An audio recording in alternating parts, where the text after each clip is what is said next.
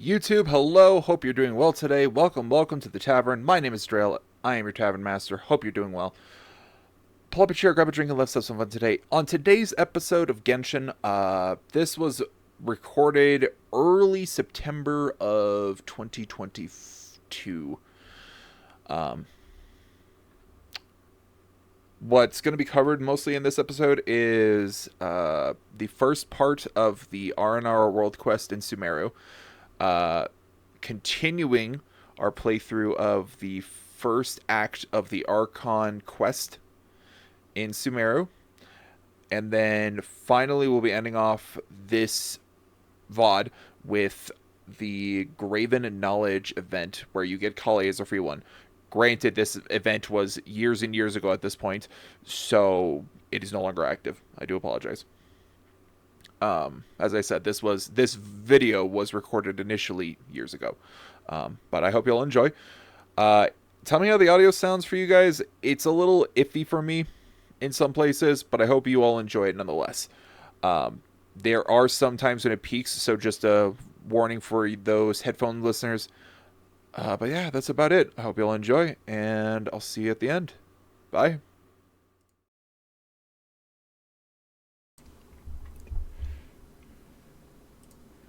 Hello. Sorry about that, folks. My dinner arrived late. I took a later shower than planned, and blah, blah, blah.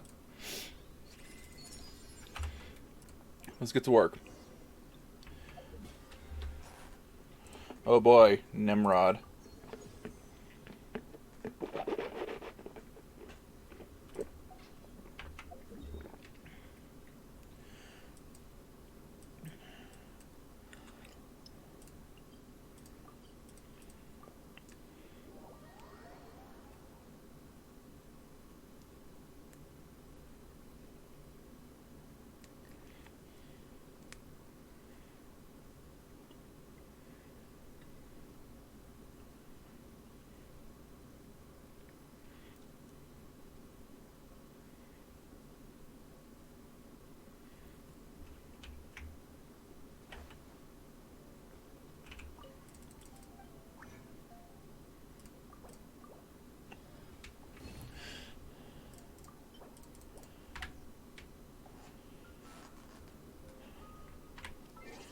Hope everyone's doing alright today. I'm not doing too bad myself. Just working today. Today was pretty busy at work. So just been doing my best, trying to live, trying to survive.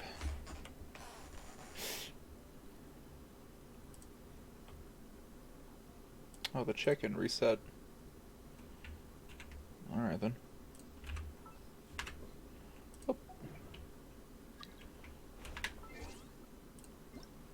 Wait, if the check-in reset, does that mean that the shop reset? No, it does not. Okay. Resets in 6 hours. Right. Okay, no worries then. No worries. No skin off my bones.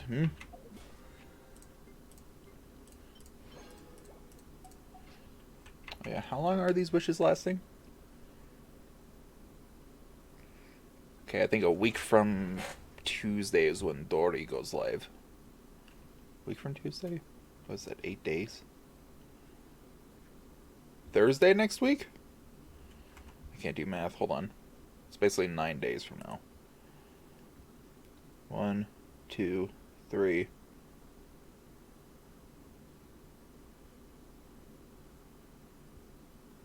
One, two.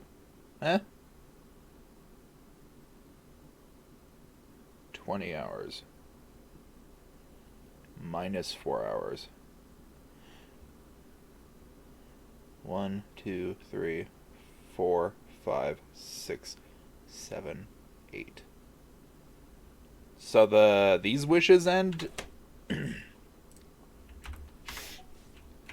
next Thursday?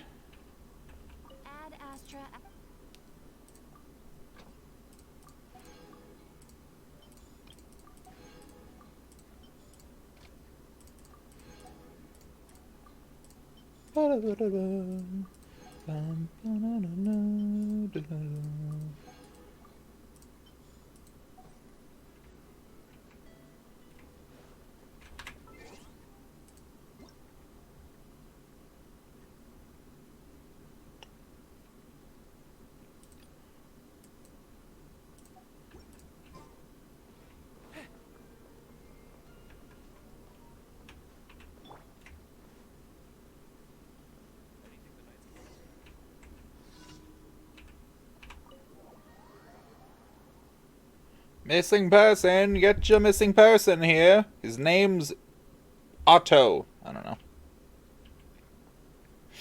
Nimrod, the fuck you doing? Boy, I need a drink, but if Yuri catches me drinking, it'll be enemy. Is everything okay? Oh, it's fine. I just fancy a little drink is all. My wife Yuri can't stand it when I drink, though, so I never touch the stuff at home. All I can do is wait until she's gone out shopping and slip out for a few quick ones. That's the first step. The first step is admitting you have a problem. Hey, don't be like that. I'm hardly the only person in Mondstadt who is fond of a drink. Right, but you are... I'm pretty sure you're part of the Big Three, which is the title for the three biggest drinkers in Mondstadt, you Nimrod. Oh, wait, that's your name. Haha, joke. But could you go and distract Yuri for a while, just long enough for one or two brews, you know? Whenever Yuri goes shopping, all it takes is a little too much choice, and she'll be there all day trying to make up her mind. She's guaranteed to keep thinking over as long as you keep making sure there's another option. How long do you plan on drinking for, exactly? Ho ho, that depends on how long you can... No, I just need enough time to enjoy one nice drink without having to down it. Why don't you down it still? Just the one, I swear. You can always trust a tavern goer in Mondstadt. No, I can't trust you, though. You're literally asking me, the honorary knight... Well, it's not me at the moment, but you're asking a person to go distract your wife so you can drink. That's...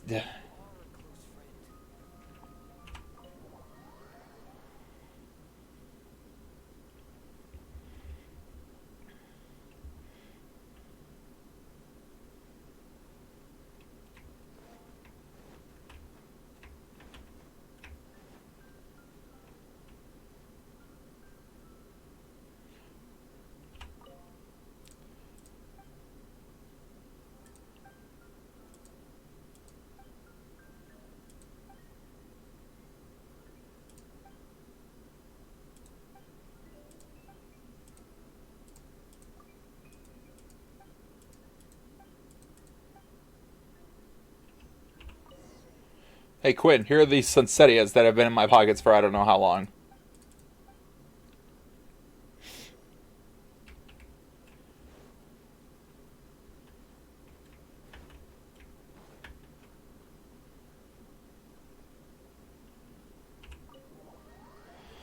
God damn.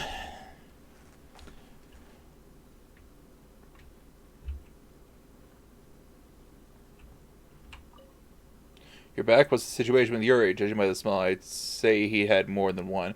Yuri's struggling with a big decision as we speak. Great, great. I guess I have time for another one. Bartender. Oi! You said just one. You said you swear. I did, didn't I? Just the one, I swear. I swear this next one is the one for me. Bartender. Thank you, my friends. Please take these. My gift for you. Now, I must get back to my wine. Oh my god.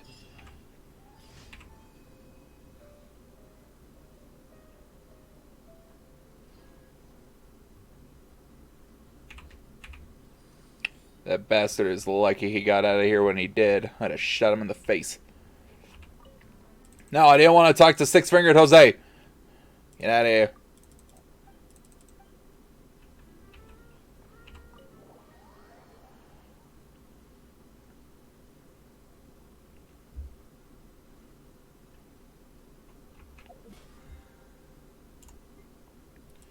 Get the fuck out of here.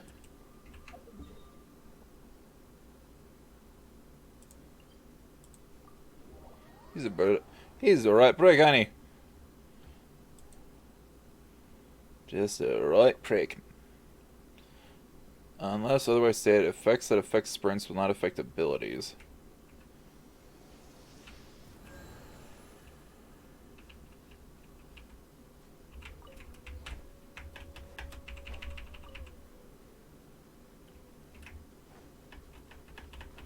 Oh, come on.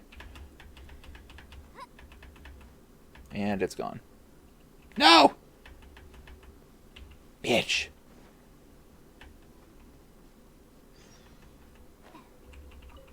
Still get you at least.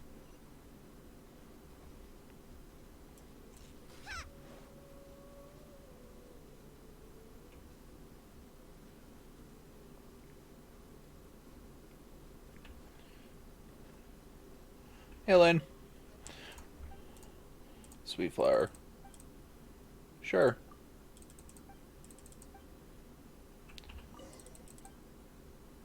Sure. Here is un sweet flower. Alright, goodbye.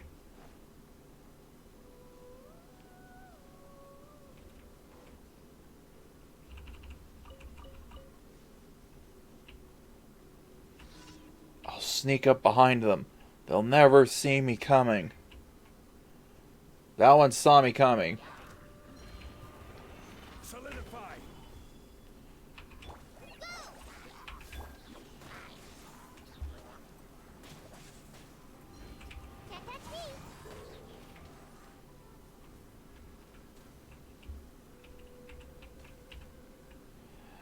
Hey, yeah.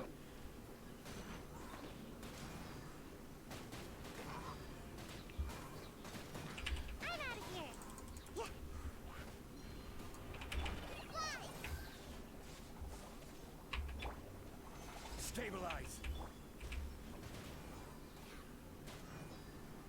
And away I go.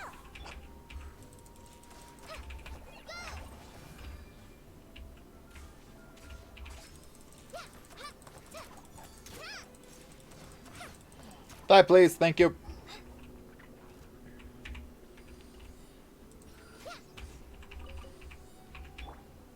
Solidify.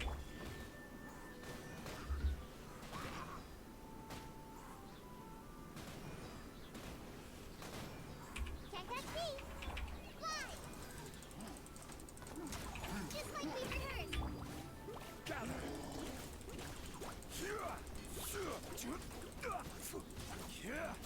Order guide you. And then he ceased to exist.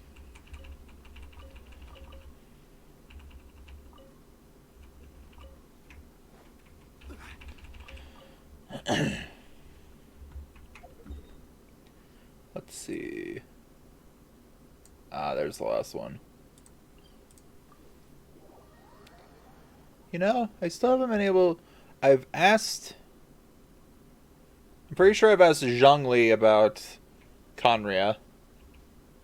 I think I've also asked Raiden about Conria. I don't think I've asked Venti yet about Conria.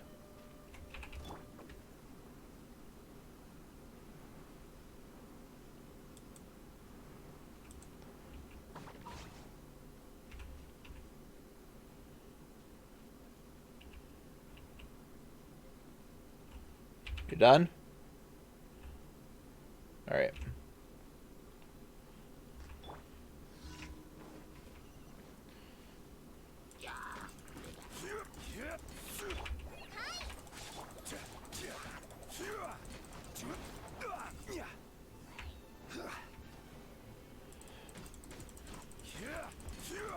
Don't doubt a man who can run.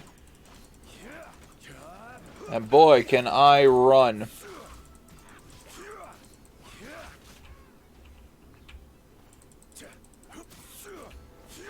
Stabilize.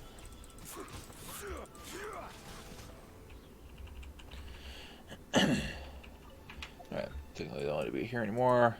Over to here. I already did all of my, what's the word? I already did, like, the weekly commissions and whatnot. Granted, I may have been able to do them for Sumeru. But I don't think because I think you have to unlock those after a certain quest or time frame. And I don't think I would have reached that in this week's stream, so I just did them in Inazuma as usual.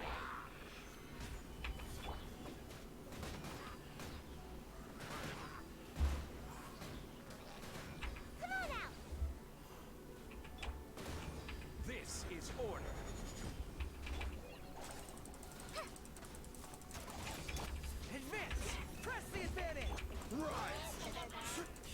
Yo. Don't try to light me on fire. Gather.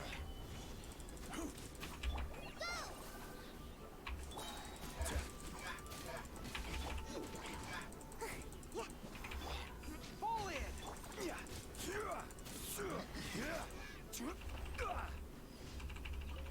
Okay.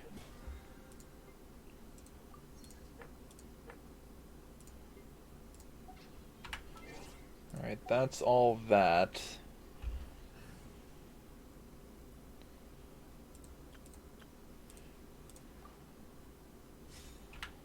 Time to go to the main crew. Gotta go check in with the daily commissions.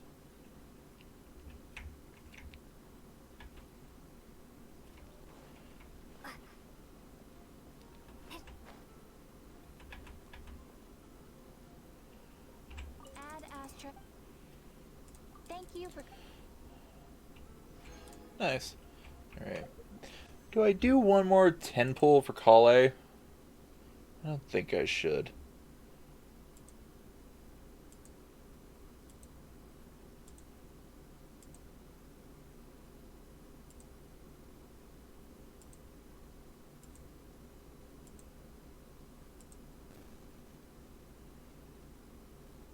Okay, so I think I'm at 45 pulls. So I can technically do 3 before I get to my soft pity.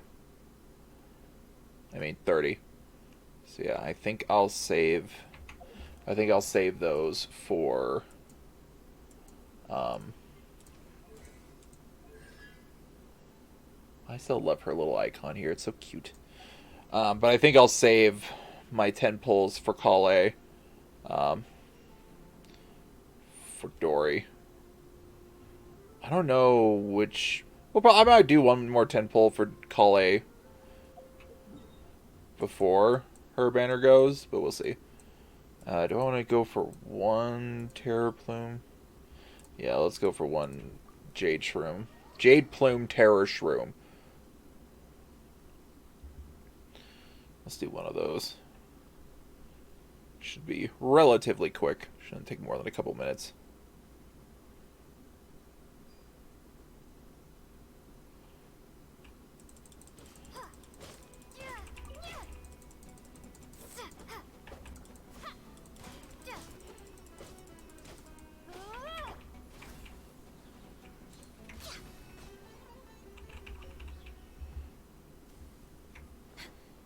Alright. Give me some Star Shroom. There we go.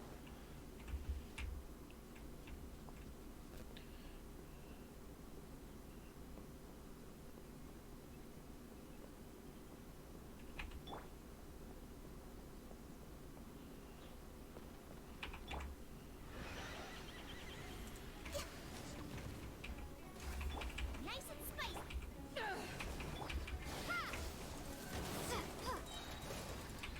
Terminate.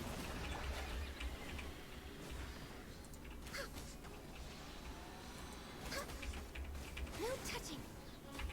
Blaze over. At the frying pan.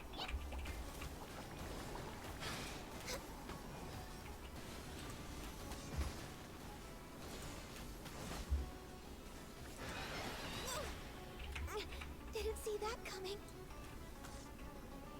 I don't know how I'm on fire, but you know, whatever. I can fix Ow! Bitch! Oh god! Oop, that hurts a lot. Boba, get them. Eyes on me. Propagate. Yeah. Eat this.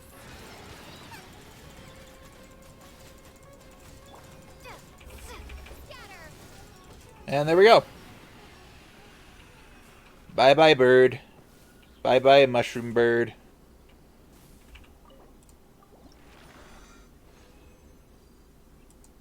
Nice. How many mushrooms do I need to level up Kale again? I need a lot, don't I?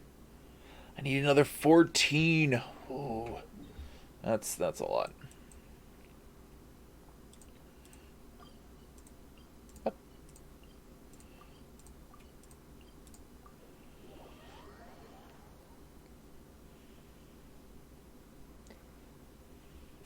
I honestly should have healed myself first, but you know, whatever.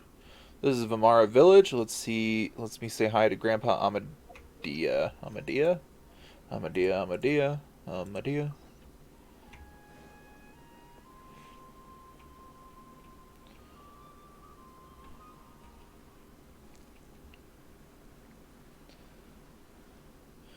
I'm back, Grandpa Amadea.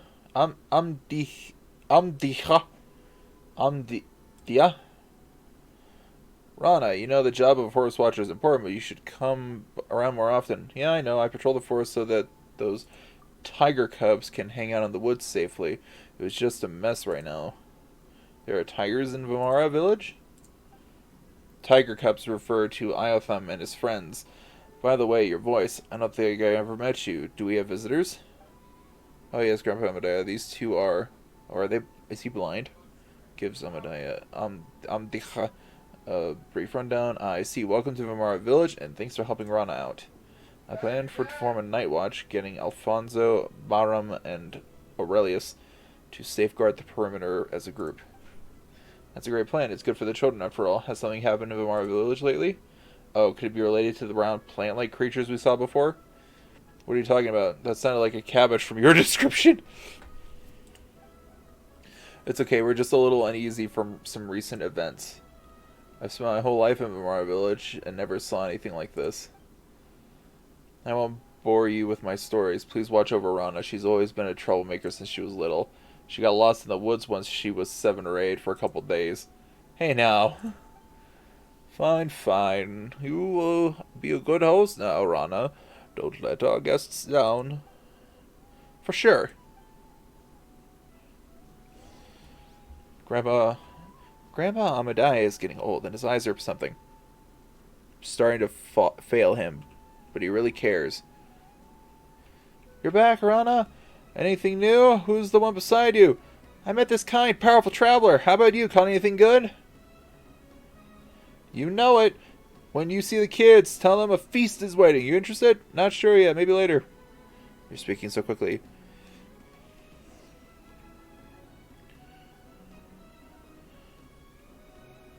This is cool. We're kind of seeing, like, some general Sumeruan life.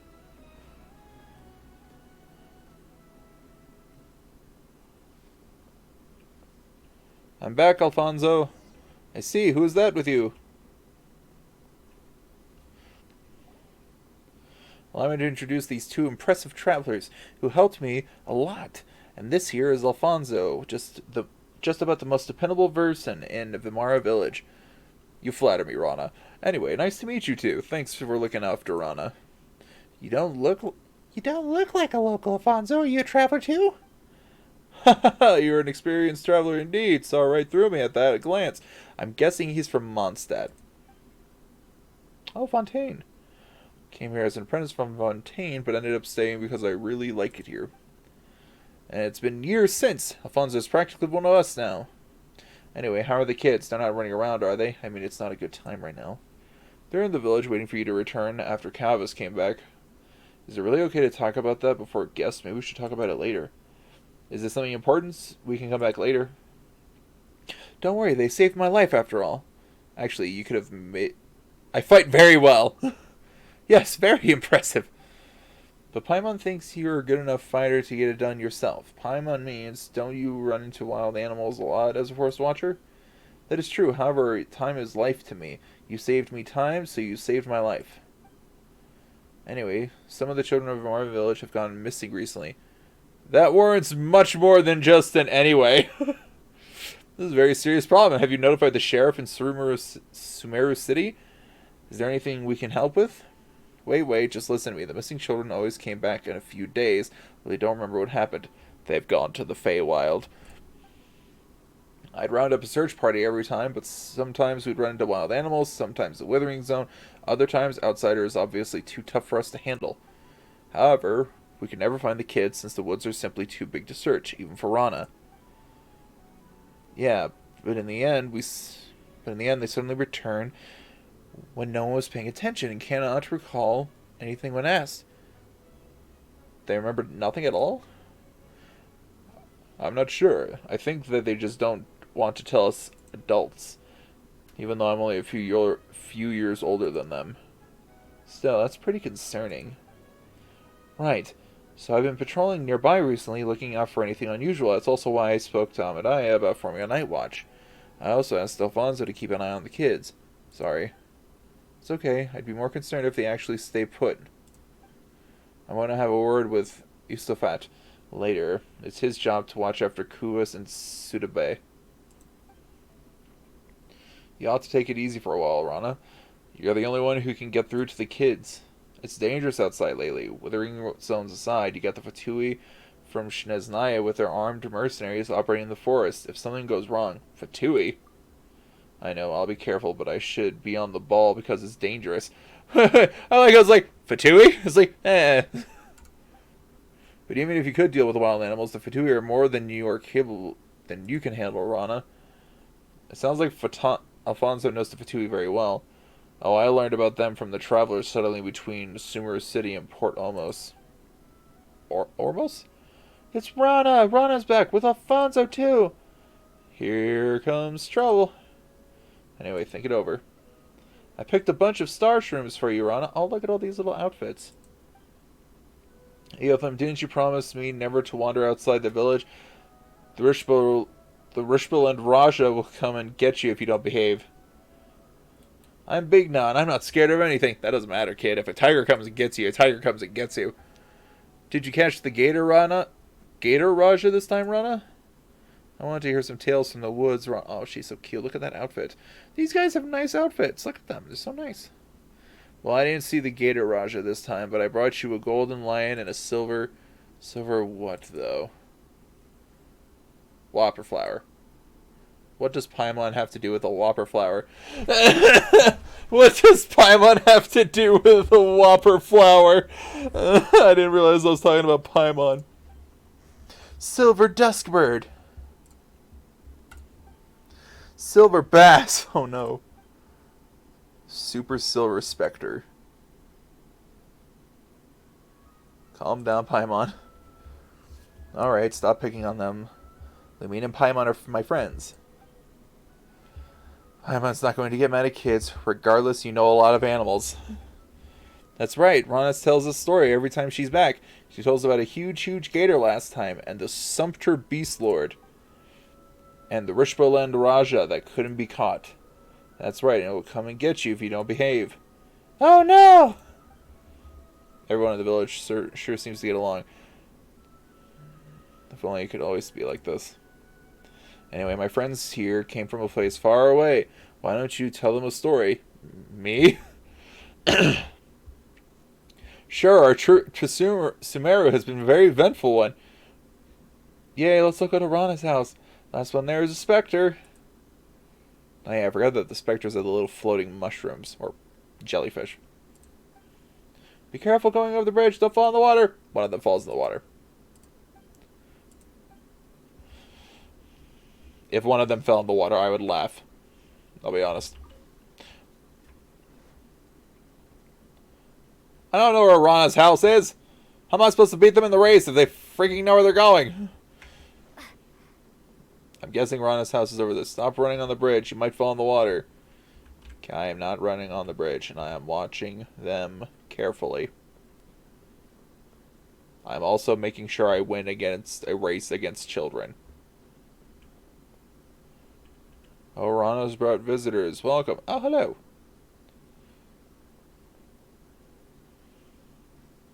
I'll just follow Kavas. Shh. Eh? Of course, Rana has the biggest house in the village. I made it! I was first! These kids ran faster than birds could fly. You guys are getting good at running. It's going to worry me sick if you run away someday. We won't run if Rana's here. I'm going to marry Rana when I grow up. Aw. Wait, didn't you promise to marry me? Liar. Well, we'll sort that out later. You'll meet more people when you grow up. People more impressive and better than me. Like me. For instance, Miss Blonde here is way mightier than me. And has yet many great people along their journey from far away. Right? It's true, such as Paimon. Hee hee.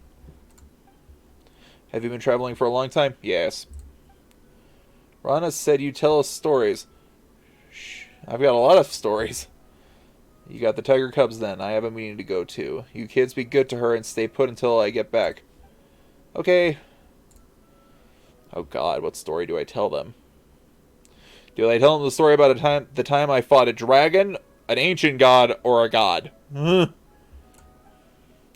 Alright, on to stories. You're Iatham, right? What story would you like to hear? Stories about dragons! Alfonso said they are ancient and very powerful. Sea monsters! Oh man, I don't know anything about those, or those. I want stories about a distinguished lady who is smart and powerful. I'm smart and powerful! Yeah, you are powerful and very pretty too, but I'm going to be Rana's bride, so I have to be stronger than you. They all want different stories. Isn't there someone who knows stories of the eight-headed hydras, the silver-haired banshees, and wicked abyss dragon? Paimon thinks everyone would be happy if that person was here. How about this? We know a lot of stories, and we'll tell you them all. We can ask them about mysterious creatures while we're at it. True, these kids might know things adults don't about how they went missing. As a trade, you tell us what you know too. Sure. Oh, we're teaching children transactions. Tell the kids a story in a way that they'll find fun.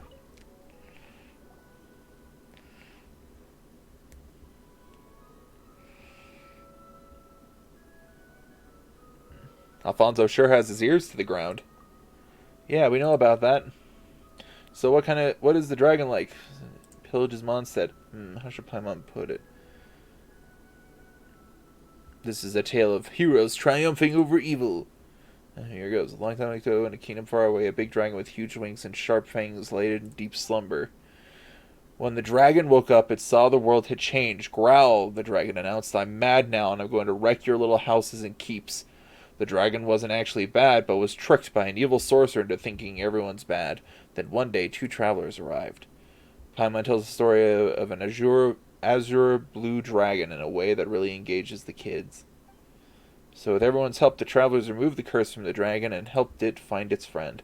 Wow, I had thought dragons were terrible and would eat sumpter beasts and people. How big is the dragon, though? Big like a house? Let's see. I mean, he's definitely big to swallow up a few adults in one bite. Wow, if that's true, we can fly inside of a dragon's belly. True. When it gets hot, we'll go to Shneznaya that Alfonso talked about, where it snows. When it's rainy season, we'll go to Veluca, where Granny Jahit is from. Veluca. Oh, that's a desert. Anyway, when I grow up, I want to travel everywhere like you. That's right, travel and make friends, just like how we traveled and got to know you. Can we ask you a few questions? Ask about the mysterious creatures in the forest. Rana told us they could be Aranara. Have you heard anything about them, Iatham? About that. No, I heard nothing about an Aranara. They look like cabbages. On second thought, yeah, they do! Huh? So you've seen an Aranara before? Actually, I've heard about them in Granny Jihit's story. Can we ask Granny Jihit? No. Alright, we'll drop it. Ron and the others were worried about you kids, Iatham. Have you gone lost in the woods recently? No, I know the woods very well. There's no way I can get lost. But Subida and Kuvas did. Everyone was worried, but not me, because I know Arana would take them home. Arana, who's that? I mean Rana. Rana would find them and take them home. That's suspicious, but Paimon doesn't think we can find out more. Let's change the topic. Why are you interested in the dragon stories? I want it to be great like a dragon, and then help Rana and Alfonso. They work very hard.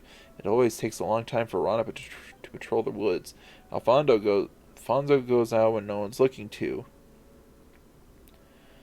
I can help them as soon as I grow up so they can spend more time in the village. You're a good kid. Oh, that's so nice. Cabos.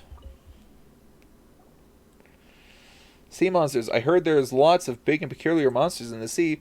like the fish that's as large as an island, or a squid that's as long as a river, or the story about the puppet and the whale. Pinocchio. Also the turtle carrying an elephant on its back. You heard a lot of stories. Why the interest in sea monsters? When I grow up, I want to be a sailor, go on 7 voyages and discovering uncharted islands and lands. That's why I want to learn about sea monsters, that way I can defeat them one day. We ran across the grandson of some pirate. We ran across the pirates before. Wow, that's cool. Did they find any treasure? Any tales of adventure? Not sure, but Paimon does have a sea monster story. Are we going to tell them about the god or the wife of the god? Once upon a time, there was a sea serpent with many heads living in the ocean. It was taller than a mountain when it stretched out its neck. The serpent didn't behave, so God trapped it on the seafloor under rocks to prevent it from making waves and destroying the harbor. After a long while, the serpent woke up and griped, "Curse you, despicable God! I'll wash all your homes and treasures out to sea and make them mine." Then it rose up to higher than the mountains and caused a tidal wave. Paimon tells the story of people flying in the flying castle fighting the sea hydra together in a way that really engages the kids. And that's how everyone worked together to defeat the serpent and protect the city. So the serpent has been defeated? What a shame. I wanted to beat it myself when I grew up. That's the spirit. You'll face other monsters when you grow up. What kind of monsters? Let's talk about something else. I promise to tell you what I know after hearing the story, so what would you like to know about the mysterious creatures in the wood? There's a lot of them in the forest, like the legendary Sumpter Beast Lord. It isn't anything like the ordinary Sumpter Beast and will attack intruders. The Rishbaland Raja that snatches bad children away, but I'm old enough to know Rana made that up to scare the kids. They all sound interesting. We would like to know about the round plant-like fairies called Aranara. Do you know about them? Oh, Aranara. Never heard of them, but I know about the Gator Raja. It's a very, very big gator in the woods that has lived for a long time, and is very, very cunning. There was this one time. That didn't sound convincing. Let's ask about something else. Wow, Paimon can't believe there's a gator like that. Do you go into the woods often, Cavus? Yeah, I used to, but not lately, since I got lost in there once. At least that's what the adults said. That's what the adults said? Because I don't remember anything. I went to the forest to see my friend and share stories about my sister. Then I just can't remember what happened. Who's your sister? Because if your sister is Subida, and you said that she would be your bride, I have questions. When I came to my senses, I was back in the village already. My father held me tightly while everyone was around me, asking me if I was hurt, hungry, or thirsty.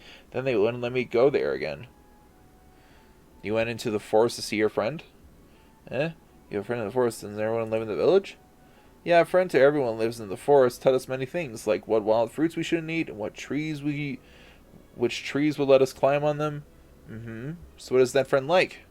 Well, I can't tell you, I'm sorry. Although we're friends, I made a pact with Subida and Iatham. Paimon guesses is a secret between kids. I think we just hit a dead end. Okay, we understand. Now be a good boy and don't play outside the village.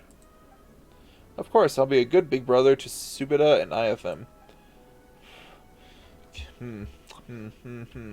Okay. Oh wait, maybe it was Iatham who called Sudiba a liar. Sudibe. What story would you like to hear, Sudibe? Any story will do. I'd like to hear about a distinguished lady who is smart and powerful. Well, she doesn't have to be a distinguished lady, but the character's got to be determined and loving. Like Princess Cinnamon, who left her palace with the tiger in the fairy tale.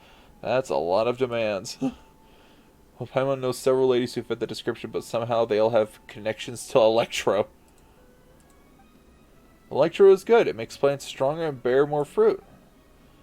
You know what, Sudeba? So where should Paimon start? A general and a shrine maiden. Oh man, Lisa or Yai and Sora. Oh, yeah, making the shrine maiden a priestess and the general a queen would help you understand it better. Are they both distinguished ladies? Yeah, they both are. Once upon a time in a kingdom far away, there was a very beautiful and powerful queen. But war came, and although the queen won, she lost many friends. She cried and cried. Sob, I'm going to make a robot and have it work for me. Then I shall live alone in the palace forever and not make any more friends so I won't lose them. Beep, copy that. Working now, replied the robot who then began running the kingdom for the queen. Then some bad guys started to scheme. Where does the priestess come in? Ahem, the queen had a pretty and powerful priestess friend who couldn't bear to see the queen go on this way. That was when a traveler came to the kingdom. She and her companion were both smart and brave, so the priestess thought, they are agile and resilient if they're willing to help. Paimon tells the story of the queen and the priestess, both of whom are distinguished ladies, in a way that really engages the kids. In the end, the lonely robots was still working hard, but that's another story. Everyone was so awesome, even though the traveler wasn't a distinguished lady. She was still strong. Hey, hey, low blows. That's what I want to be when I grow up. Paimon's sure you can do it, but if you don't behave and get lost out there, none of that will ever happen. Very sly of you, Paimon. Yes, I'll behave and wander outside. What happened when you got lost before? I don't remember. I just went into the woods to gather herbs. Herbs? Yeah, Alfonso said there's a herb to improve Grandpa's eyesight. He has trouble seeing things lately and can't even see people coming his way. So I wanted to help Grandpa. Did Alfonso send you? No, he warned me not to wander into the forest too, but I wanted to help, so I sneaked off. I snuck off. Then I don't remember the rest. Nothing at all? Nothing. When I came around, I was already home. My brother said everyone was worried. I know what I did was wrong, and will never sneak off into the woods again. That's right, good girl. Speaking of the forest, how about the mysterious creatures in the wood? I don't know anything about them. Lies. Whoa, that was fast. What do you mean by mysterious? If I know what they are, they're not mysterious. If I don't, I wouldn't be able to tell you. Sorry. That actually makes a lot of sense, but Paimon wanted to ask you about his round, plain-like fairies. Round and plain-like. Oh! Did that ring a bell, Sudaba? Sudabe? No, that sounds mysterious. That's a shame, because Rana said she would love to know what an Aranara is. Oh, she wants to know too? Then she does. Also, didn't the priestess in the story say, don't be a tantrum-throwing child who refuses to talk to others. Okay, the princess and the queen are really great friends. But, like, how they trust each other, I think Rana would understand why I can't say it. When I'm old enough to understand a lot more, I'll tell Rana and you two, but no, not now. I'll be old by then! I'm already over 500 years old! Well, I hope you can grow up to be happy and healthy. Healthy and happy. Thanks. Alright, since we won't ask any more questions, just be a good girl and don't wander around. Thanks for the story, I love it very much. I'm going to be smart, pretty, and strong, just like the priestess. Then I'll marry Rana. Alright then. It seems they know about the mysterious creatures, just don't want to tell us.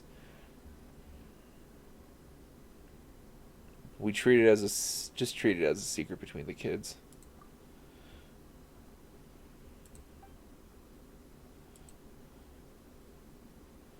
I'm back. How did it go? Was it fun? It was fun. They told a story. Dragons actually don't eat people, Rana. Oh yeah? That's good to hear. I was worried a dragon might fly over and eat all of you someday. Oh no! Storytelling is kind of fun. I think so too. Okay, you should go home now. It's about time to eat, and Isofat said he caught good stuff in the water today. Come with us, Rana, and both of you too. We got business to tend to, but thanks for the invite. I want to eat with Rana. I'll be there next time. Come on. You've got to go now, or Isofat is going to finish it all by himself. Okay, bye Rana, bye you two.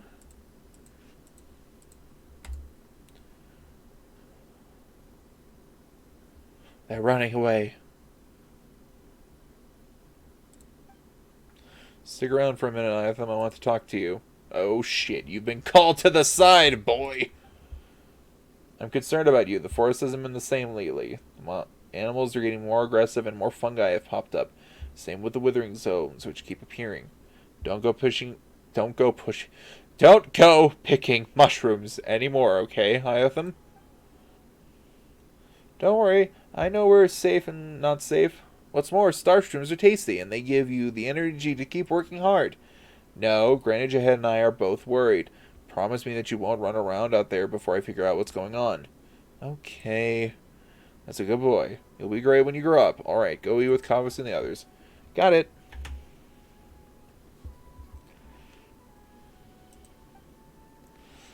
I hope they grow up safe and sound. What do you think about these kids? They're good kids. Paimon's better! I've seen worse. Oh, they're good kids. Yeah, I understand. Regardless, I hope they grow up safe and sound. My patrol is actually not done yet. I still got to check out the West End. And I have a favor to ask. Would you mind coming with me? Why? I spotted some withering zones there that with no one to check them. I'm very worried about the kids wandering into one. I mean, now that you're here, will you give me a hand with that? Please, though I have nothing to repay you with. I'll take that nice axe of yours. Piece of cake. So you will help? I really appreciate it. I don't know how I can make it up to you. You've done so much for me. Well, we're not going to ignore those in need. Let's go. I'll take that nice axe of yours.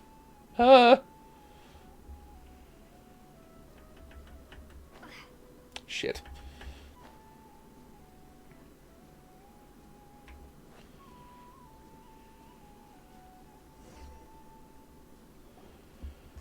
The best thing about my house is that I can sneak out of it without anyone noticing. That's how I've been running off all the time since I was a kid.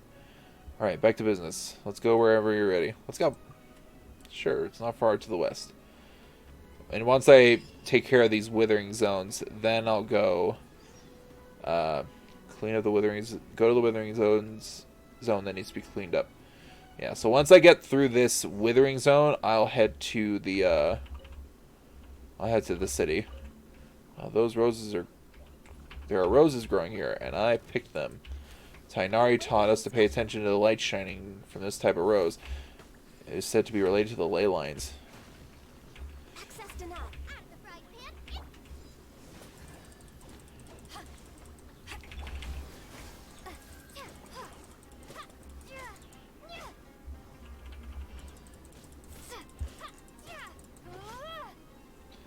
Give me that chest.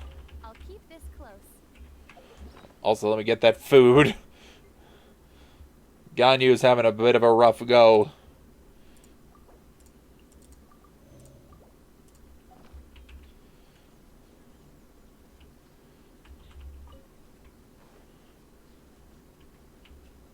It's not far from here. Yep, there it is. Why, though?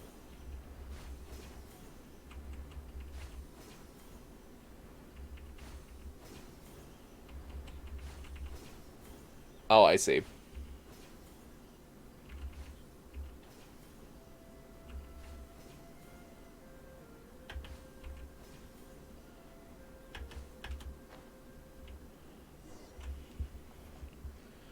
Here we are. When I was little, I would often take this road to go down to the river valley to play. The withering zones are appearing so quickly now, and Tainari and the others are too busy to deal with them in time. But it's a good thing we have you here now. Leave it to me.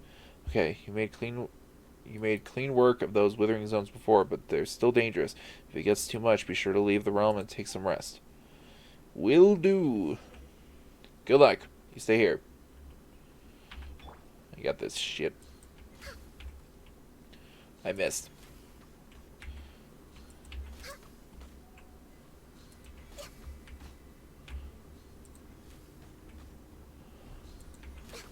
I forgot that the Withering Zone had its own combat music.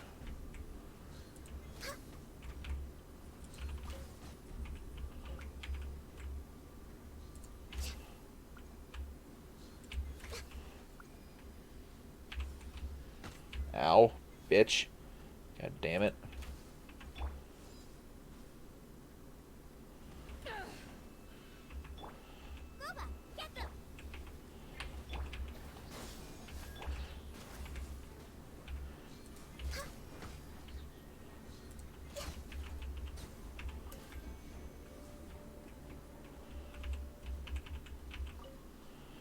Bam! How are you feeling? Do you feel weak and nauseous? No? That's a relief. Alright, next step, Withering Zone over there. I'll need you to help clean up. God, they speak... I don't... One of the things that's always bothered me is that the pacing for that kind of word, for that text, is always super quick. There's really not much you can... What the fuck? Oh. Oh, this is the first time I've seen the gators in this game. Yo. Oh, shit.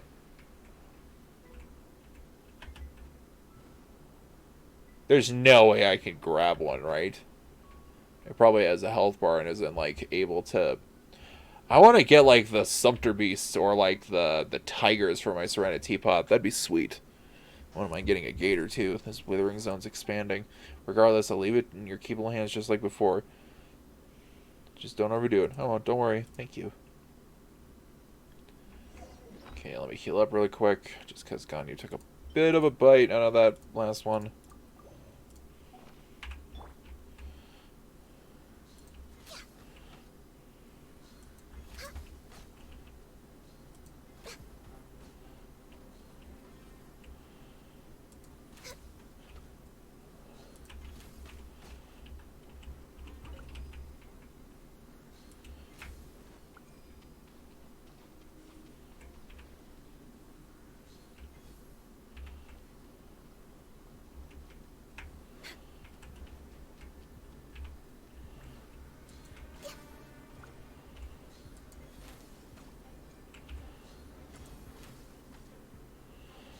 Ha! You're buried underground, buddy.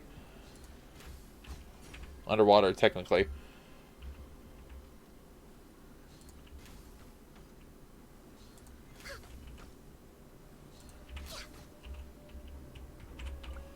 Okay, where's the last one?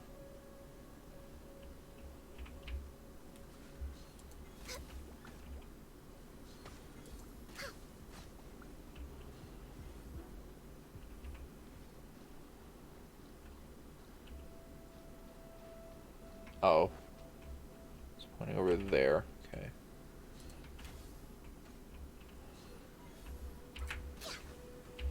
Shit.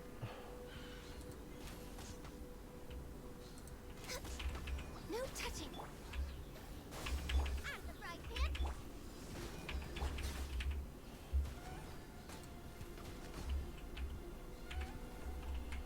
Okay, let's light the candle of light. Healthy body, healthy mind. And there we go.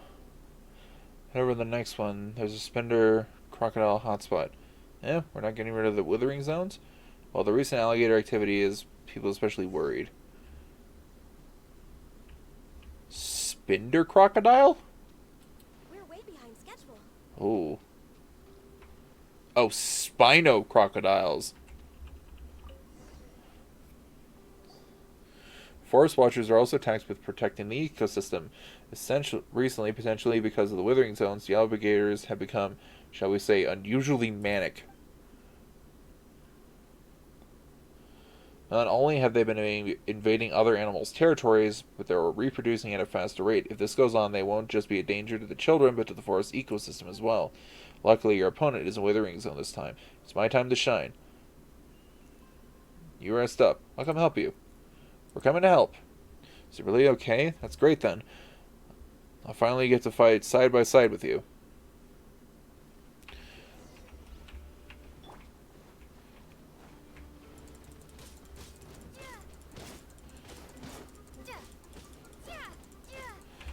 Scatter.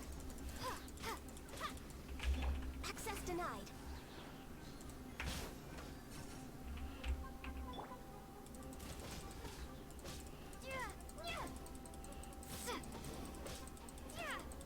Rana, where are you going?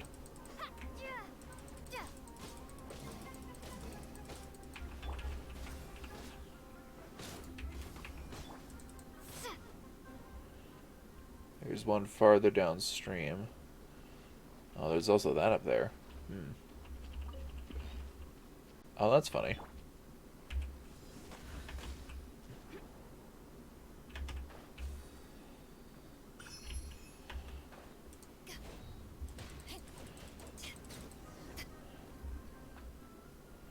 Whew, it's nice to have a chance to do something. This should help with our little problem a little. Besides, watching you fight made me realize that I still have a lot to learn. Like footwork and timing, too. An experienced traveler like you is just absolutely amazing. Paimon has me on a strict training regimen. Thank you. Thank you so much, really. That reminds me. How's your condition? After taking care of so many withering zones, do you feel dizzy or not? I think I'm dying. Just a little tired. That's good. You've done so much. Goodness, I feel so much better now. Let's take a break. One of the Forest Patrol's campsite isn't far from here. It should have equipment and supplies. Yay, let's go camping!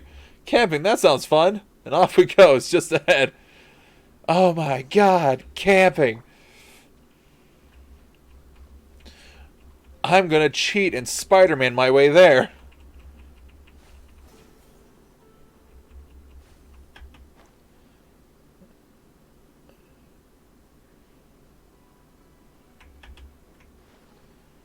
There's a lot of stuff in the river.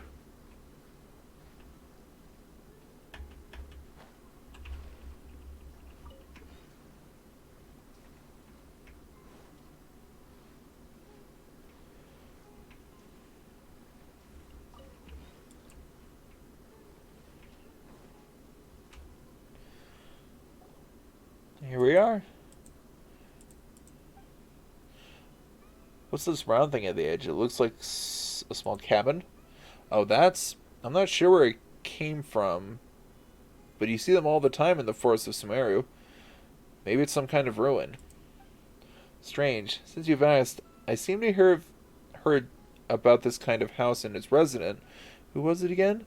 It wasn't that researcher who's in Satyavada life. Oh, never mind. Alexandria, Paimon. Wait here a second. I'm going to go tidy up the campsite, get a fire going, and get some ingredients. Thank you. I'll help you. I can't have that. I was the one who asked you to come and help clean up the withering zones. Just think of us as trainee forest watchers. What do you need us to do? Well, if you insist, Paimon. Could you help me get some firewood then? All you need is some wood chops? That's nothing. I am pretty great at chopping wood. You won't need to do that. You just need to pick up some dried branches off the ground. Collecting firewood is one of the fundamentals of wilderness survival. Is that so? Okay, I got it. Branches.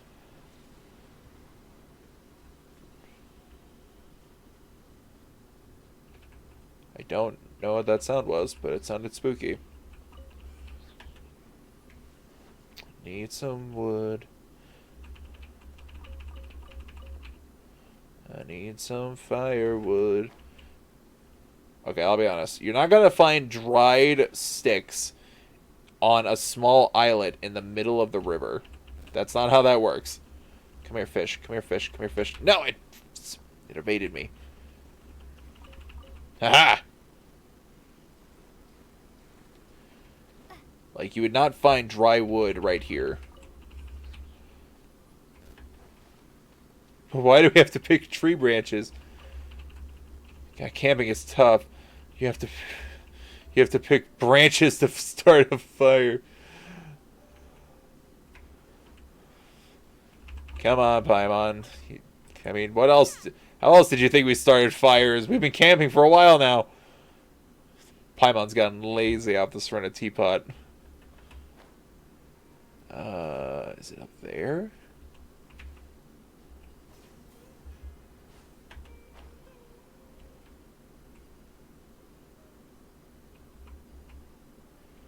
Well, it's not over here. Oh, there it is. So I'm on these tree roots. Once again, you're not going to find dry tree branches by a river. Yep, that should be enough. Let's go find Rana.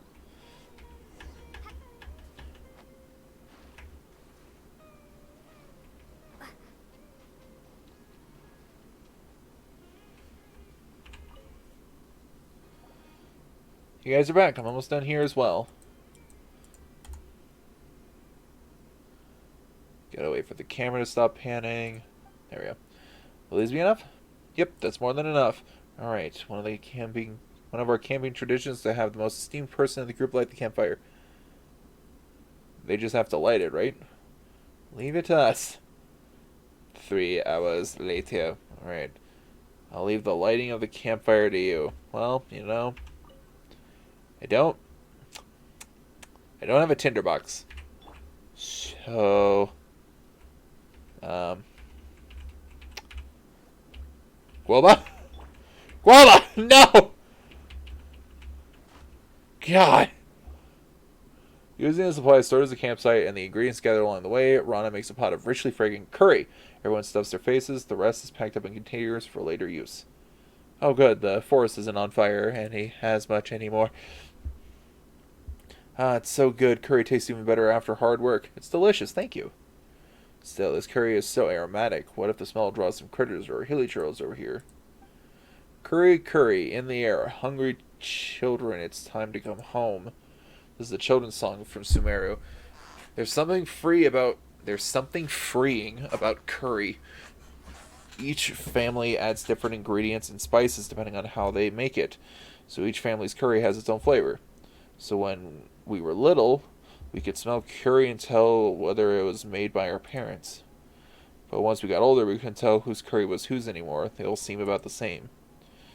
But still, you know that it's time to go home and eat when you smell curry. Curry, curry in the air. Hungry children, it's time to come home. The stuff you make also has a different aroma. I mean, oh, is that so? I'd like to try it. Sure, I guess. But we just eaten so much of this curry. Let's make something next time. Okay. That reminds Paimon. Why do you have to pick branches instead of chopping down trees when you want to start a fire? Does the Dendro Archon punish people who cut down trees? What? I mean, what do we do? Oh no, it's because fresh wood has too much moisture, so it's hard to light. Also, the Dendro Archon isn't that petty. Still, our teaching in Sumeru always say to respect nature and the forest, because we are the forest's subjects. So are the birds and the beasts, and... in the end, the forest will remember. Even if you grow up and forget, don't fret. The forest will remember. Ron, are you okay? Huh? Oh, I feel like something's lost in the memories for a long time just occurred to me. Something warm and precious, but I couldn't remember it all. Just those 2 lines. Dang it, it's like when you have a sneeze and it just won't come out. How infuriating! Some things are hard to remember when you try to remember them. Just ignore it, and after a while it might suddenly come back to you when you're doing something else. I'll try. Thanks again for watching those kids for me before.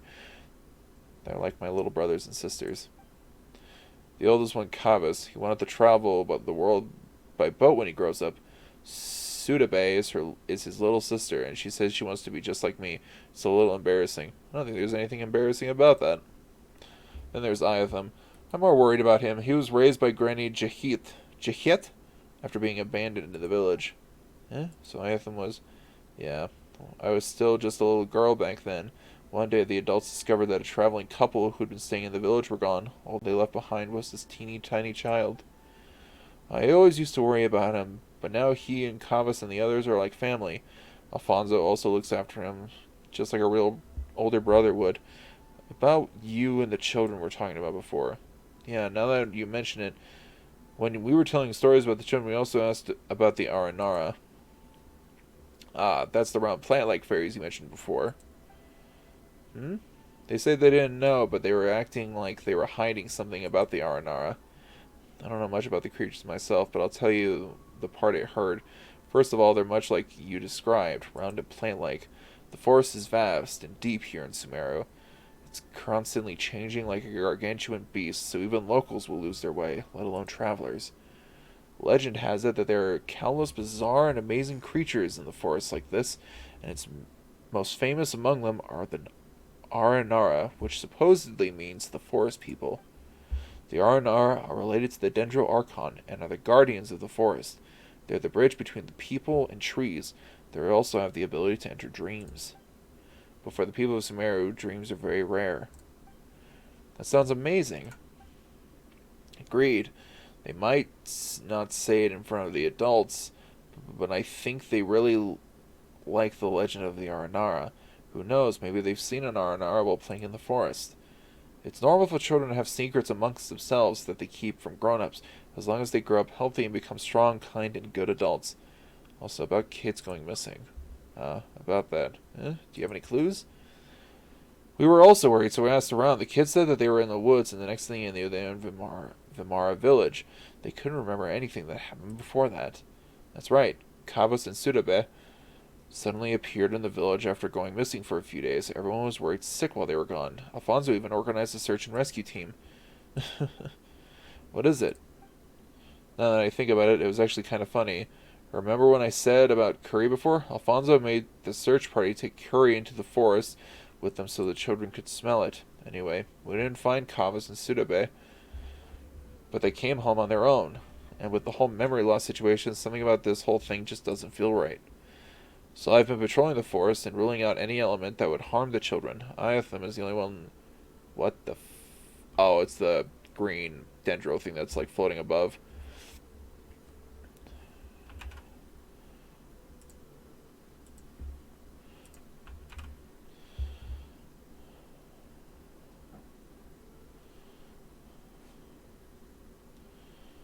Iatham is the only one who left who hasn't gone missing, so I have to protect him. Oh, speaking of him, Alfonso seems like he's really popular in Vermara village. He organizes a search party and the kids talk about him all the time. Oh, him? He's like an older brother to them. We treated him like family since he arrived in the village a few years ago. According to him, like Iatham, he doesn't have any family and he sees this place as his real home. Iatham also sees him as his actual big brother. Paimon gets it. If you two stayed in Vermara village, I know they'd be very happy to have another two big sisters. Like I said before, if it's possible, I hope you can join the ranks of the Watchers, and we'll patrol together. What do you think? Well, I'm actually traveling to find someone. You briefly explained the reason you travel for your travels to Rana. I see. I understand how you feel, Lumine. I also had a friend who was very dear to me vanish out of nowhere, but well, that's not important. The blonde boy you're looking for. I feel like I've heard about him somewhere before. Let me think. Nope, I can't remember. I'm just sure someone told me a story about a blonde boy before, just like gold and called Aranara or something. Palma feels like Rana's memory isn't too good. That's what happens when you grow up. There's no need to force yourself, Rana. Paimon hopes the kids in Vimara village are doing okay. I wonder, since this is just speculate. Actually, you know what? I'll say what I'm thinking when we're traveling again. Well, I'm very happy to meet you too. I'm sure the children feel the same way. You're not only skilled, but also so kind, and I'm moved that you would worry about my little brothers and sisters in Vimara village. I'll keep an eye out for the person you're looking for. Then, when you finish your job, come to Sumeru. We can patrol the forest together.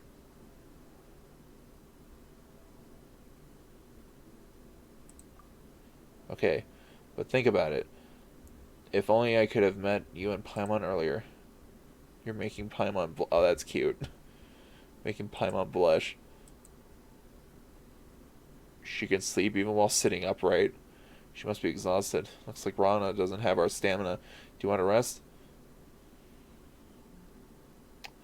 There's still something I need to do. Okay, if you want to rest, just come back. Take a rest or wait. How do I rest?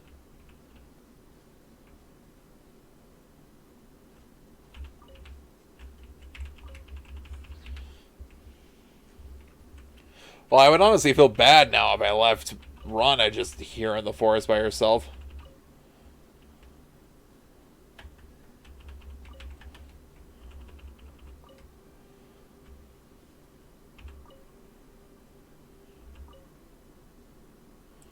Help find them curry. I should take a little nap as well. Yeah, why not?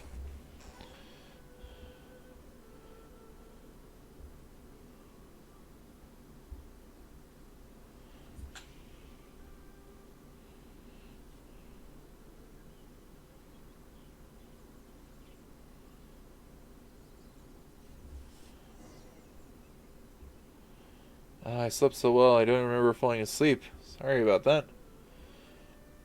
You can sleep even while sitting upright. Not really, I just ate a lot and was feeling so relaxed that I just... Ahem. Here's a little forest watcher trivia for you. When searching for a missing person in the forest, you want to feed them something that's easy to digest when you find them. Digestion consumes stamina. That's why you feel sleepy easily after eating. Or at least, that's what the academia researchers say. I was rested. You worked so hard yesterday. We slept like babies. Yeah, don't worry about us. You sure? Okay then. Thanks so much for yesterday. I feel much better now that you're here. You can count on us. Is there any work left to do? Let me see. I think we're just about done here. Let's head back to Vimara. We can check in on the situation on our way back. Okay, let's go. What the fuck? What the fuck? I was levitating. My power knows no bounds. The lost child. Oh no. Iatham is going to be missing.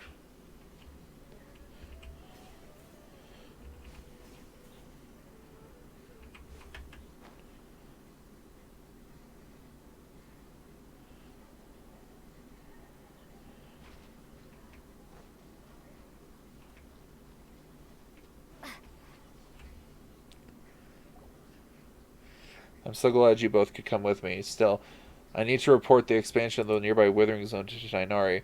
Is that the kid from tomorrow? Iatham, wait up! Yeah, he's gone. He's gone off, man. What the fuck? Why am I... Oh, shit! Why are you guys here? Law of the jungle.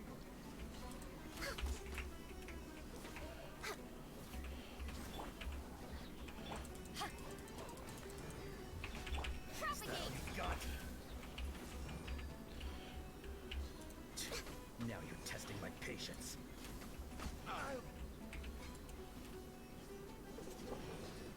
He froze himself. He froze himself. That's funny. Alright, buddy. Go to the depths of the cave to look for Iatham. I told him not to go running off. Can you hear me, Iatham? Call out if you need a Sealy. Iatham!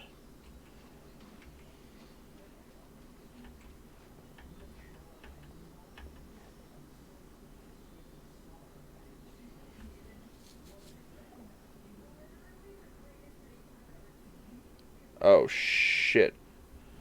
Who are you people? Don't get in our way. I should be asking you that question. I'm a forest watcher here. I'm in the middle of searching for a missing child. State your names. It's Vitui. Be careful. Huh?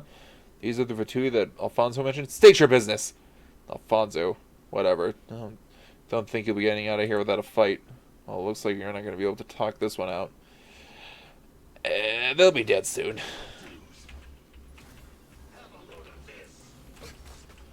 Ow, you motherfucker. We're way behind schedule. Ha! Nice and spicy.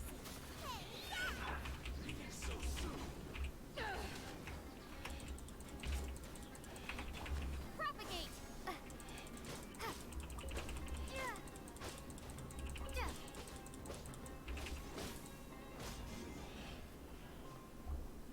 Thank goodness you're here. You fought well. Really? Probably because you and Paimon are by my side. Looks like Alfonso wasn't kidding. These Fukutui guys are dangerous. Anyway, we can talk a bit more about it later. Iatham must be somewhere deeper in the cave. We better keep moving. Oh, God. Oh, God! There's a lost boy! Timmy's lost in the well! Rana, is that you? Sobs. Don't be scared. Lumina and I are coming to save you. Coming to get you. Get you. Get you. Okay. This is a big underground zone. Oh, don't tell me that kid's in a withering zone.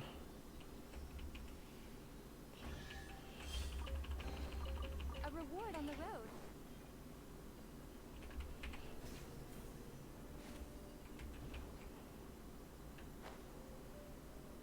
Oh, he's down there. And he's in a withering zone. Iatham, what happened? He's in like a dendro bubble to protect him. There's so many monsters. What's that green thing? No, there's no time. Darn it. No! Oh God, Rana.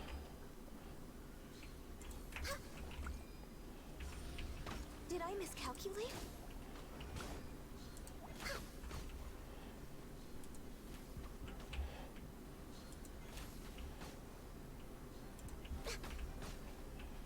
If Rana dies, I'm gonna be upset. I'm gonna be annoyed.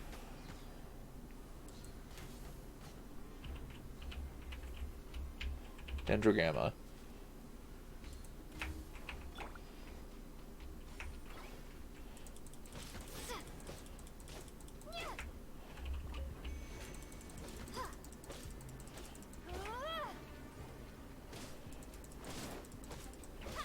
Oh God.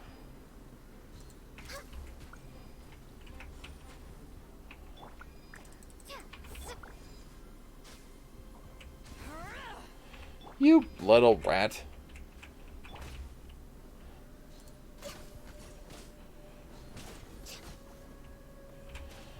Okay. I need more Dendrogana. Oh! He's got a little Aranara friend with him. Oh jeez, I didn't realize. Defeat all the Hilly Charles.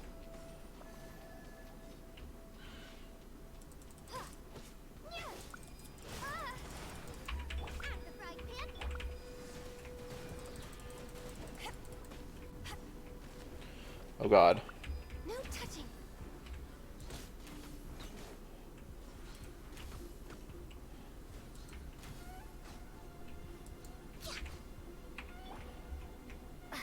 Break, please.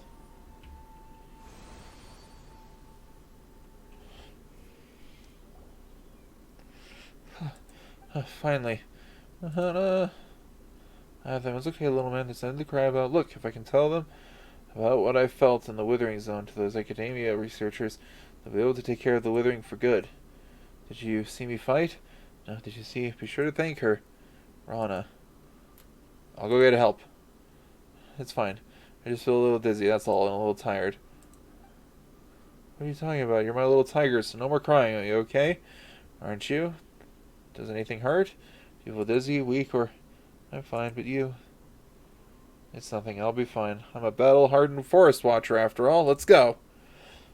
Where's the Aranara she was with? Don't worry about me. Let me catch my breath. Oh shit. Oh.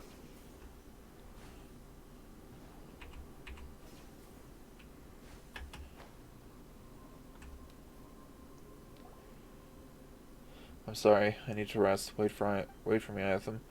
Ron, are you really okay? We'll go ahead and help. No, it's fine. I just need a little rest. Really, how many times do I have to say it? I'm fine, but I'm very angry. You promised me that you wouldn't go into the forest. Once I'm all rested, I'll teach you a lesson about breaking promises, you little rascal. Alfonso said that the mushrooms here are huge, and I just wanted to bring you some fresh mushrooms to eat to give her energy. Dummy, you didn't need to do that. Just thinking of you guys gives me energy. Still, they're huge. They definitely taste great in curry. Did Alfonso let you come here? No, Alfonso told me not to go running off, but I didn't want to give Rana... I wanted to give Rana something to eat, so Alfonso wouldn't do that. He's Iatham's big brother. Paimon understands, but Iatham... How did you get stuck in the Withering Zone? When I was in the forest, I thought someone was following me. I got scared, and I thought it was Marana's avatar, so I kept running. I ended up running into Marana. Marana? That's the Withering. Oh yeah, the Withering. Marana's avatar? Uh-huh. It does bad things in the world for Marana. It's a big black thing. Marana, what a strange name. How did you know that Marana is the Withering? Dang it, everything's spinning. What was that green thing just now? That was the Arakalari. It can protect people from the corrosion of Marana. More and more things I don't understand. This is a kind of forest magic. It's also a kind of music. It's an aura. Don't worry about that right now. Rest up. It's on the tip of my tongue, but... I'm sorry. I'll never run off again like that. I'll be good and stay home. I know you'll become smart and healthy, and you know right from wrong. It's just like knowing which mushrooms you can eat and which you can't. I know. I'm sorry. Know that Marana is bad and the forest is good. Become strong and a good person. Help people who need help, just like Lamine and Paimon. And don't forget, the forest will remember. It's bad. Paimon thinks Marana's condition is... I'll go get help. Oh, I'm fine, really. Just need a little rest for a little while. No, you're gonna die. If you sleep, you're gonna die. Please take Iatham back for me. Okay, let's see. God damn it. You are going to be alive when I come back. Got it? Don't worry about me. You guys go ahead. I swear to God. I swear to God.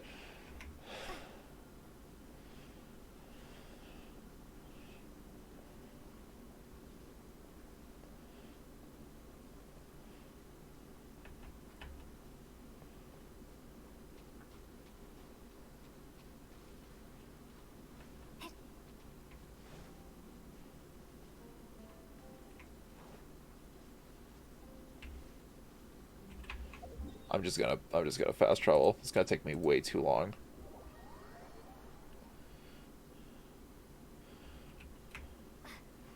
Here, take the boy.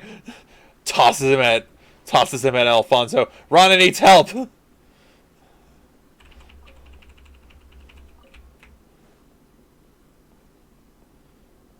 What the fuck? What?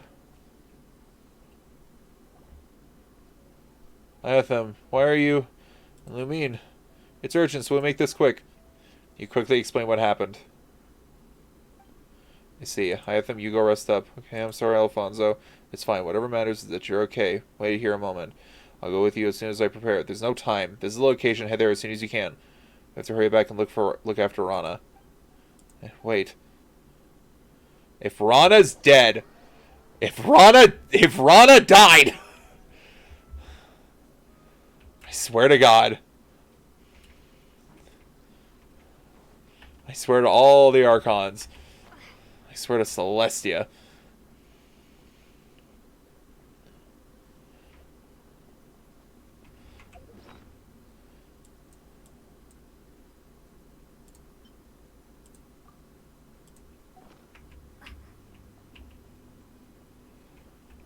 She's not here. She's not here. I'm not sure this was the place. Rana!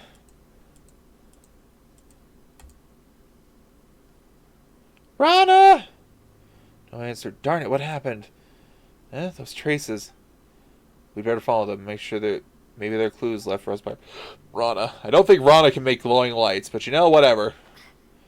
I don't know how Rana got better and walked on her own.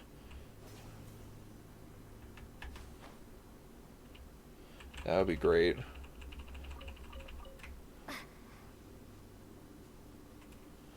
Does this open into the valley as well?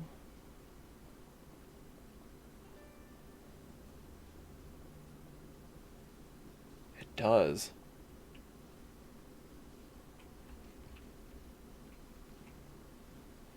And of course, my freaking stamina is near non-existent. Oh, wait.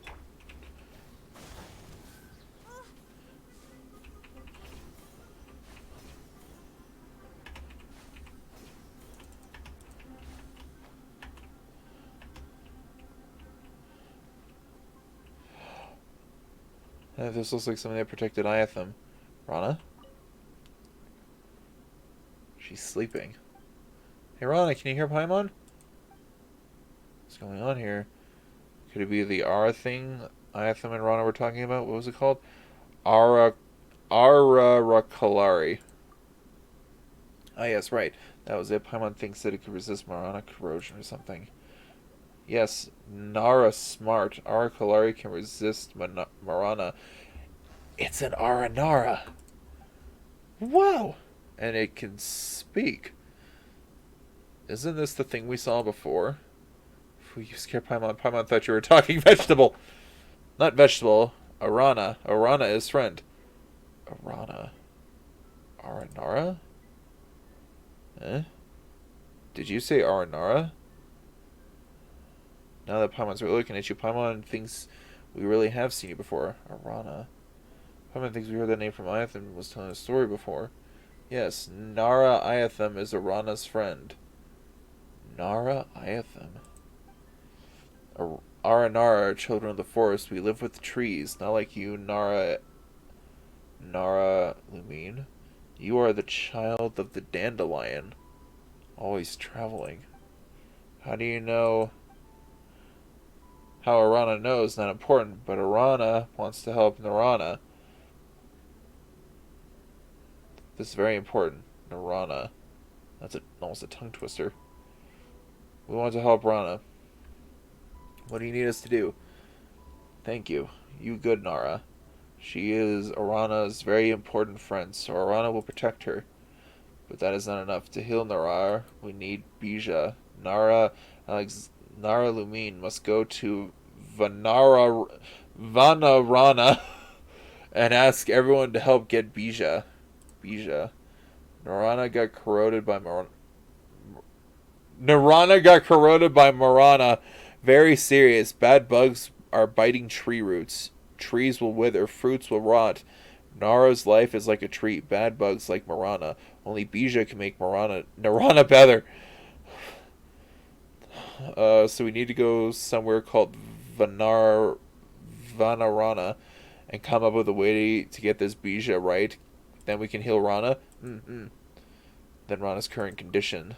No worry. Rana will be here and fight Marana corrosion, so Rana will not get worse. But with no Bijou, Rana will not get better either. Follow the forest path. Keep going towards the water comes from. Then you will reach Vanarana. Then sing. Sing? The melody is rising up in my mind. This is the rhythm of the great dream. Sing it to enter Vanarana. Enter our dreams, our world. Oh, God. But do we really have to sing? What if it attracts a wildfire? Well, I think using a musical instrument works too. It's worth a try. Let's go to Vamara village and see if Grandpa Amadaya has one. A dream nursery. Okay, since I finished the first part, I'll finally go to Sumeru City. And I'm glad that Rana's alive still. God, I was about to be so upset. Oh, and we're just down the river, too. Okay, back to the top. Trail of the God of Wisdom. Jesus. Okay, so I need to go here. And then I follow the road.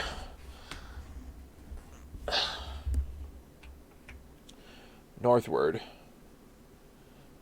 Oh, that's a cat. That's a big kitty cat. Okay, nope.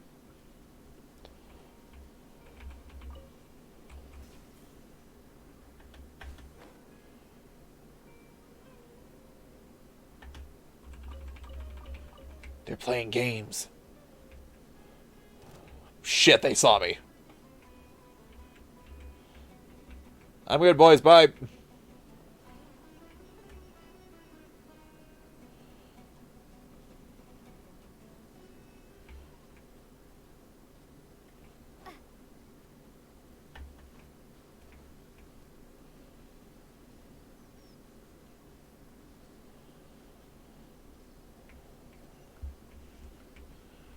There it is, Sumeru City.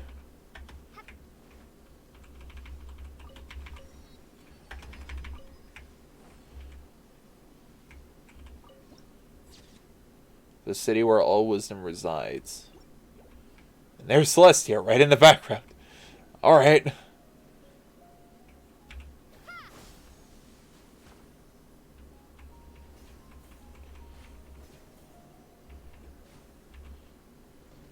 That's a hilichurl right there. Born of ice and frost. Did I just kill that dog? Okay, good, I didn't. Run, doggo, run! I'm sorry for hurting you with cryo. It wasn't my intention, I swear. That freaking thing's under the bridge, isn't it? Yeah, it's gotta be under the bridge. I like how the bridge into Sumeru City is a giant tree root.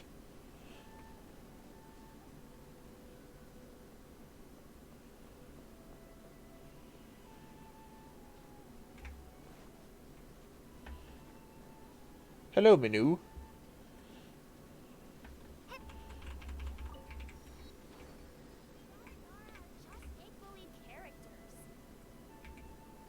Yo, what?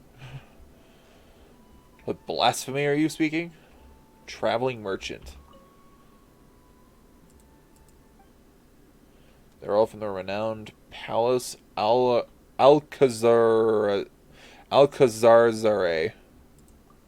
Even if you've never heard of the name, you should have the Norse Palace in northern Sumeru, right? That's right, this palace. I work for the owner. Any product she touches carries a high price, even if it couldn't be more ordinary. That good, huh? Don't believe me? Then you should check the quality of my products before you make your judgment.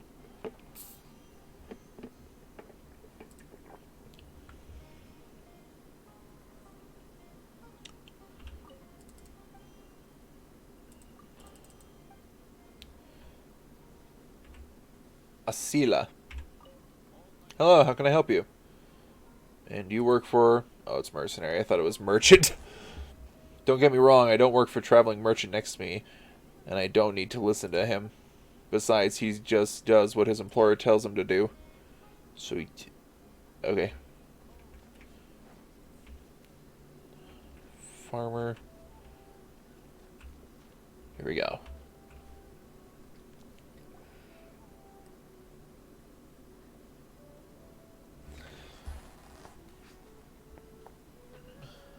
Sumeru City! We finally made it! Oh, did you see that? When those people entered the city, something on their heads lit up. One moment, please, you two. It appears this is your first time visiting Sumeru City. Oh, yeah, that's right. But how did you know that? Because there's currently no information on either of you in the Akasha. But no need to worry, that won't prevent you from entering the city. In fact, the Academia conveniently provides each traveler to Sumeru City with a device. Perhaps you two have heard of the Akasha before. It's our beloved Greater Lord Rukkhadabhata's lasting legacy, a treasure trove of collected knowledge. After centuries of tireless research on the Akasha, the Academia created one of its most ingenious inventions, the Akasha Terminal. As long as you are within Sumeru's borders, you may use an Akasha terminal to connect directly to the Akasha and access any knowledge you need. I should mention that due to technical limitations, the operation of Akasha terminals will be much smoother and more effective in large cities such as Sumeru City and Port Ormos. Oh, so this is the thing that Tainari was telling us about. It sounds pretty amazing. You two are quite fortunate. Until recently, it was standard practice to only issue Akasha terminals to outlanders who spent an extended amount of time in Sumeru. However, this policy was recently changed, and now all travelers are issued one upon arrival. Why? You tracking people, huh? Here are your Akasha terminals. Please handle them with care.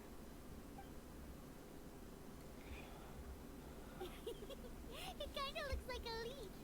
To activate it, simply hold it in your hand and say the following phrase to yourself. May the mighty God bless us with their voice of wisdom. Oh, since this little doodad lets you access knowledge, maybe we can use it to find a way to meet Lesser Lord Kusanali. Let's give it a try. May the mighty God bless us with their voice of wisdom. May the mighty God bless us with the voice of wisdom.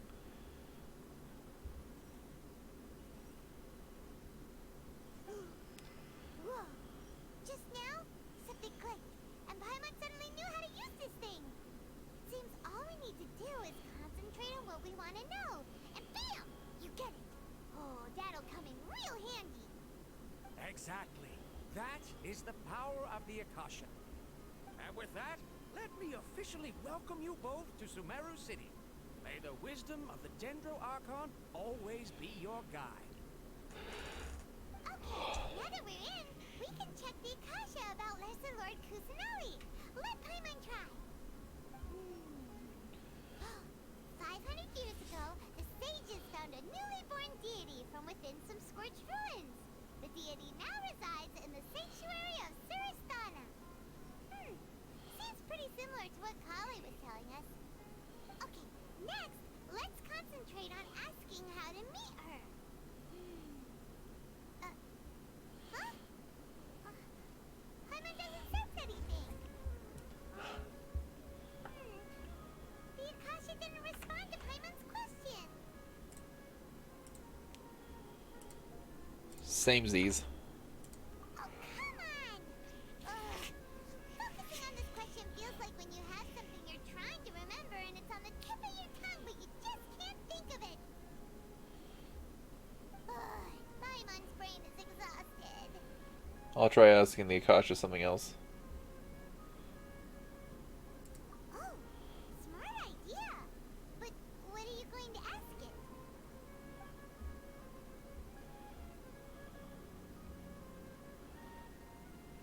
Lesser Lord Kusanali.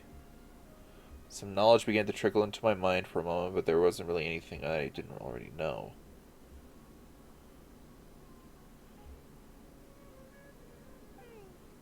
You too?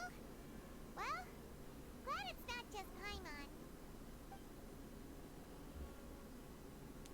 Think Greater Lord Rukadevada. Many bright dots of light appear in my mind. I probably need to calm my mind and focus more to understand what they mean. Feelings of affection, intimacy, nostalgia, sadness, anxiety also come to mind. These seem to be what the people of Sumeru feel about their departed Archon. Uh-oh. Paimon's getting all teary-eyed all of a sudden. It feels like the people of Sumeru really miss their Archon. Why doesn't the Akasha answer my question? A vague thought suddenly comes to mind. The Akasha doesn't unconditionally respond to every query. Also, even if the same query is requested by multiple people, the Akasha still imparts knowledge based on each person's identity, age, experiences, and other demographics. Could it be because we're Outlanders and we've only just arrived in Sumeru? You know, maybe we're not qualified to receive an answer to this sort of question or something. What, you mean I can't just go to a region's god and say, hey, have you seen my brother? Well, seems no matter which way we try, we can't find anything that'll lead us to Lesser Lord Kusanali. Guess our only choice now is to try meeting with the researcher that Tainari recommended. He's from Sumeru and even has a position in the academia. Maybe he'll be able to access more info from the Akasha. Voice of the Akasha.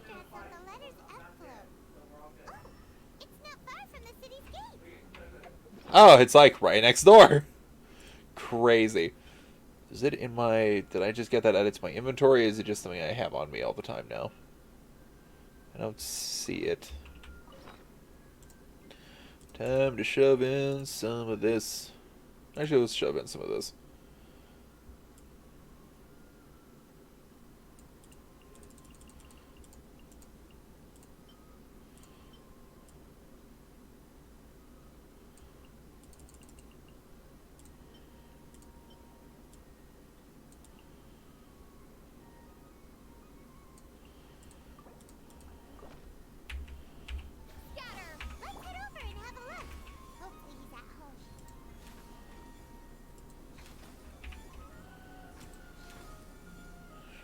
Mercenary Core of 30.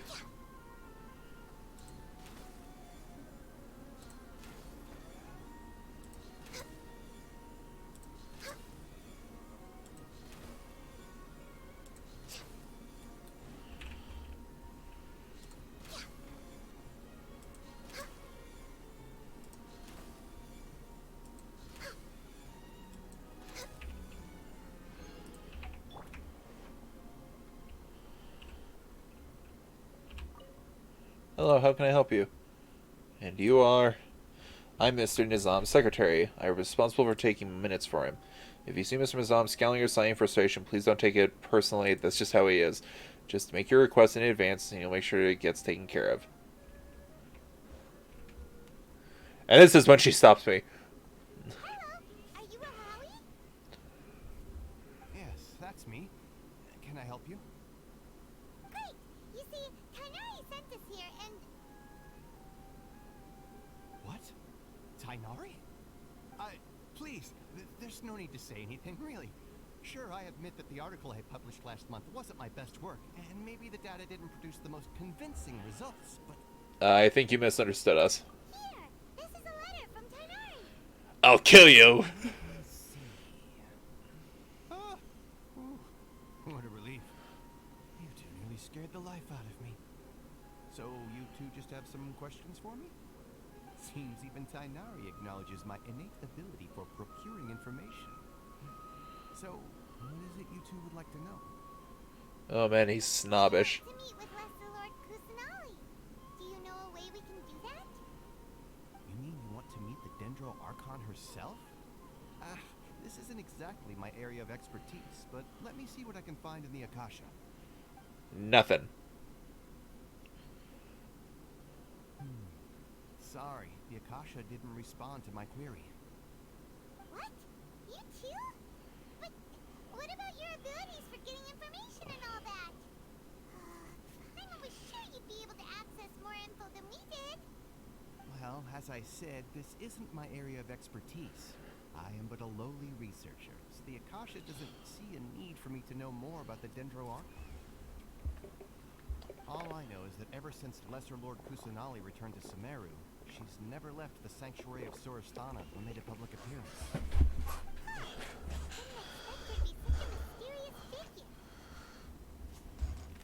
The Dendro Archon is somewhat of a recluse.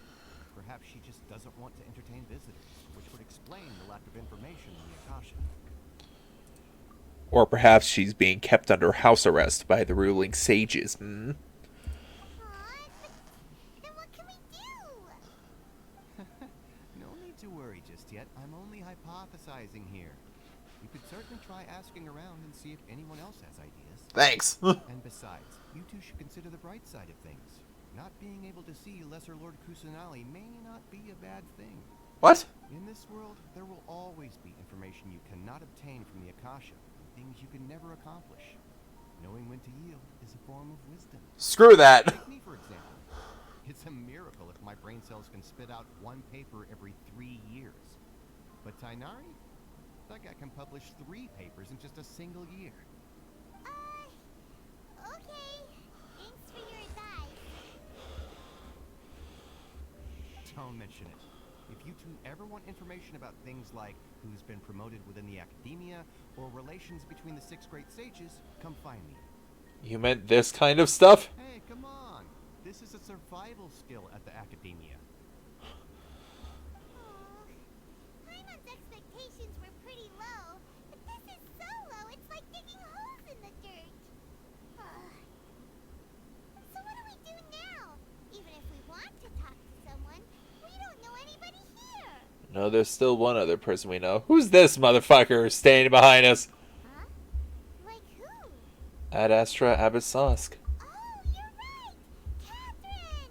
The Adventurers Guild has its own intel network.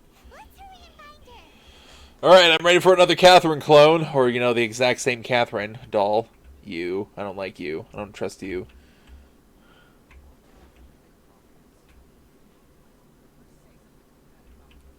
Alright then, that's good to hear. Watch out for pickpockets. I just walked into the city.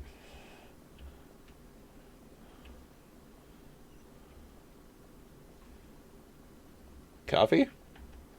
What is this? Oh, it's meat. Meat.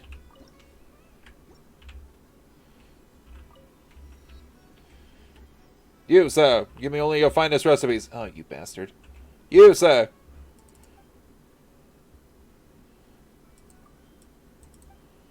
I don't know why he's laughing, but I'm just gonna walk in. I don't know why he's laughing, but I'm just gonna leave. Wherever you go, whatever life throws you into, Teyvat, the stars in the sky will always have a place for you. Mercenary, Core 30. Who do I talk to? So much meat. You! Lambad.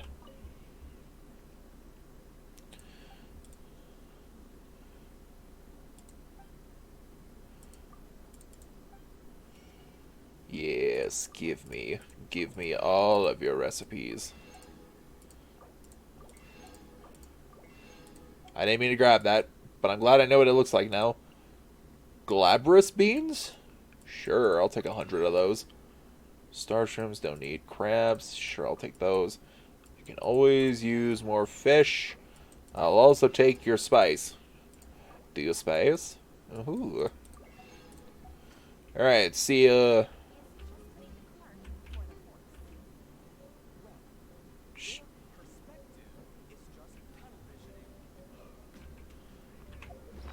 they're talking about up there, but I really don't care. Biome. Lombard fish roll.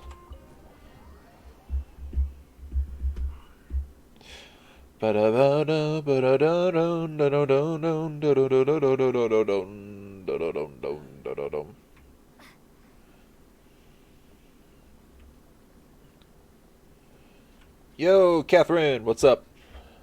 Ad Astra Avisask. Hello, traveler in Paimon. Catherine, we need your help with something. Understood. The Adventurers Guild is always ready to serve you. With what do you require assistance? We want to meet with Lesser Lord Kusanali. Do you know a way we can do that? You two wish to meet with Sumeru's Archon. Understood. Please wait.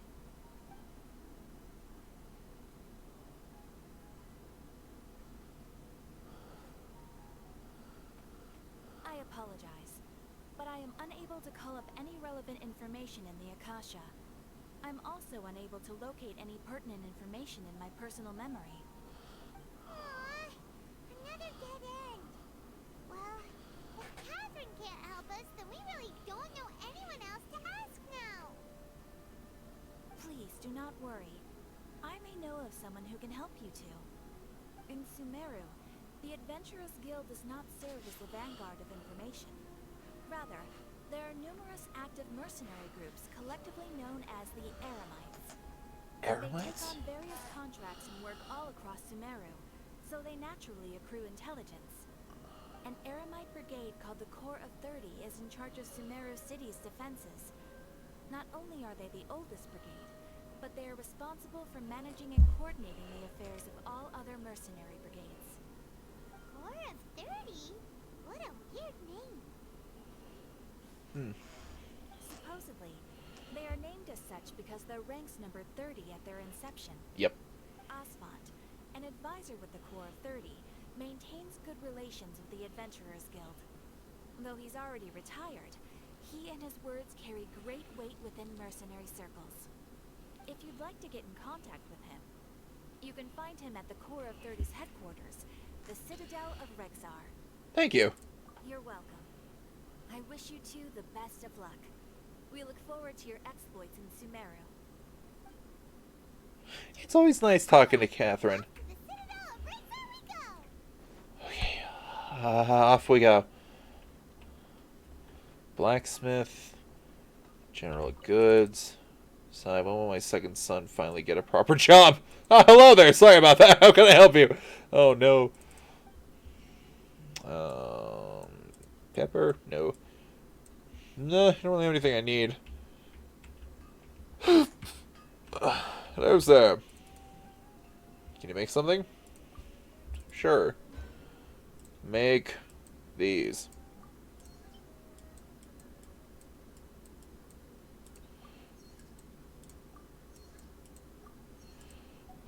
Alright, goodbye.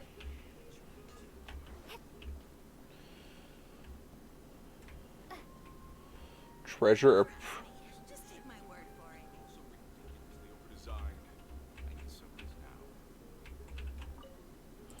Hello, welcome. What do you have to offer? All the jewels we currently have on sale have already been reserved. You mean what we have in the shop? Most are for my personal collection or just for display. Alright, you're not available yet, thanks. Tax officer, hello? I wonder what new stock this shop got in today. Picking out some jewels? No, I'm just admiring them as all. I mean, able to afford anything like this as a trainee tax officer. God damn you, stop talking so quick! But it's no doubt but it's hard not to doubt yourself when your superior is always scolding you for being childish. So when I'm not working, I like to look at things. I like to blow off steam. Alright then. Good to know. Is this the drink house? I need in. I need drinks. And by that I mean I need recipes for drinks. Self-proclaimed millionaire.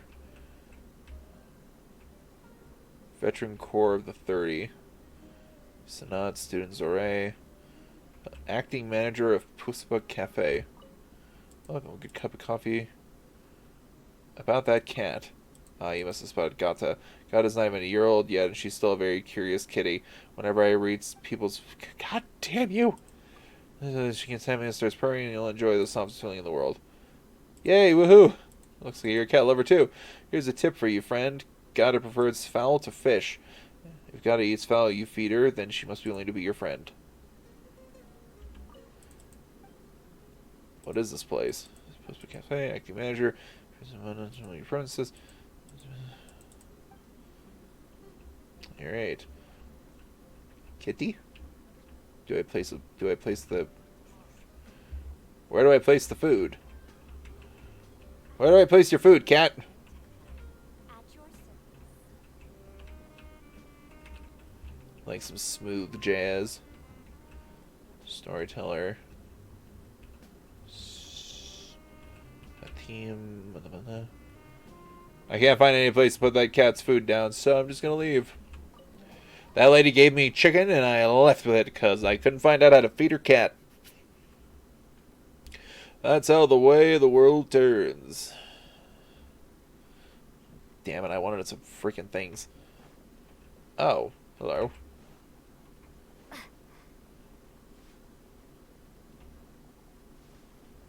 We have an alchemist over here in the corner. Oh, and he's a student. Look at those bags. And up there is the teleportation waypoint. Yes, hello. I'm just, big fish. Alright. Goat.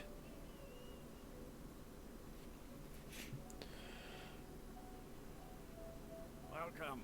The Adventurers Guild told me to expect you to. It's nice to meet you, Archon. We'd like to ask you about something.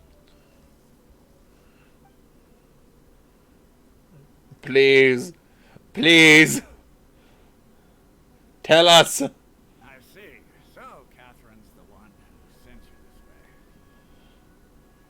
way. Ha. It's true that the Eremites network is vast, but even I can't help you meet the Dendro Archon. God damn it. Wait, seriously? That's it?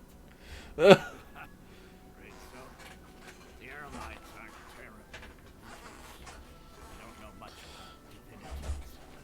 As far as the Akasha goes, they can access even less than you.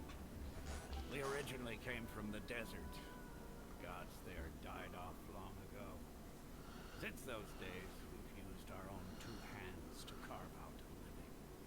We don't beg gods for their aid. It isn't just us, though. If you ask me, I think most in Sumeru aren't interested in Lesser Lord Kusanali. Oh? Why's that? They think she's a terrible replacement for one, I'm sure. And secondly, they all call her Lesser Lord. Just take the Academia, for example. They're the ones who truly rule Sumeru. They believe in gods. Most of them only care that the late greater Lord Rugadavada. In their eyes, she was the one who founded Sumeru and gifted us with the Akasha. Lesser Lord Kusanali just happened to inherit her legacy. Because of the Academia's influence, most citizens are more familiar with Greater Lord Rugadavada and hold her in greater esteem. Not to mention that Lesser Lord Kusanali never makes an appearance, and the Academia never announces anything about her. As far as the people of Sumeru are concerned, she's just a god that exists. And that's all. Really? Aw. After hearing all of that, Paimon sort of feels bad for Lesser Lord Kusanali. Ha! But who knows? We're all just guessing when it comes down to it. Besides, I'm sure the God of Wisdom doesn't worry about her reputation among people like us. Hey, okay, hope you're doing well today. How are you? Alright. Well, thanks for the info, Archon. No problem. Always happy to help out the Adventurers Guild. After leaving the city, you questioned several people in Sumeru City. Activate montage. Seems Osfond was right about most people's attitudes here. Not only are they not interested in the Dendro Archon, they even say stuff like, if the Akasha doesn't think I should know, then I don't need to know about it. We've been asking for information non-stop ever since we got to Sumeru. But the harder we try, the more helpless everything seems. Isn't there at least one person in this entire city who cares about Lesser Lord Kusanali? Oh, you two are interested in Lesser Lord Kusanali? Yes. Huh? Who are you? From the sound of it, you two are Outlanders who recently arrived here. You've been asking around for information on Lesser Lord Kusanali, right? Oh, I'm sorry. I forgot to introduce myself. I'm Dunyarzad, one of Lesser Lord Kusanali's faithful followers. Whoa, really? Then do you know how we can meet with her? Nope. Oh, that's cool. Watching movies, and yesterday I went to a circus. Nice! Was the circus good? And what movies did you watch? I'm afraid I can't help you with that. But your conversation earlier did happen to remind me of a legend about the Dendro Archon. Can you tell us the legend, please? Sure. It goes like this. Long, long ago, there was a man who heard a prophecy. It predicted that a great calamity was about to befall him. Panicked by what he heard, the man sought out the Dendro Archon in hopes that she would bless him with the wisdom to help him escape his predicament. The man journeyed across deserts and through rainforests and experienced tribulations of every kind. However, he still couldn't find any trace of the Dendro Archon. In despair, he thought, alas, the Archon has abandoned me. He then had no choice but to sorrowfully resign to his fate. Okay, and then what happened? And then he died. And then, the calamity came. But to his own surprise, the man felt somehow emboldened by the trials of his journey. By relying on his own strength, he managed to overcome the adversity. At that moment, a bird perched upon his shoulder. This bird was, in fact, an avatar of the Dendro Archon. She said, "O Archon Seeker, do you now understand? She and her wisdom have long been found by you. Along your journey, we were in every flower and blade of grass, every ray of sparkling sun, and every breath of dancing wind. So long as you continue to think and ponder, we'll be wherever you go." What kind of scary movies were they? Were they good scary movies, or were they like bad scary movies? Yeah, thanks for the story.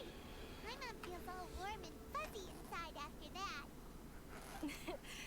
In a way, it seems like this story is also one of the Dendro Archon's avatars. Dunyarzad, since you worship Lesser Lord Kusanali, can you tell us anything else about her? Of course. So did you two know that, I'm terribly sorry, but it seems something's come up now. Let's chat another day. The info police are onto her. She got scared. Hey, wait! What the heck just happened? I think it's something to do with those people over there. The Aramites!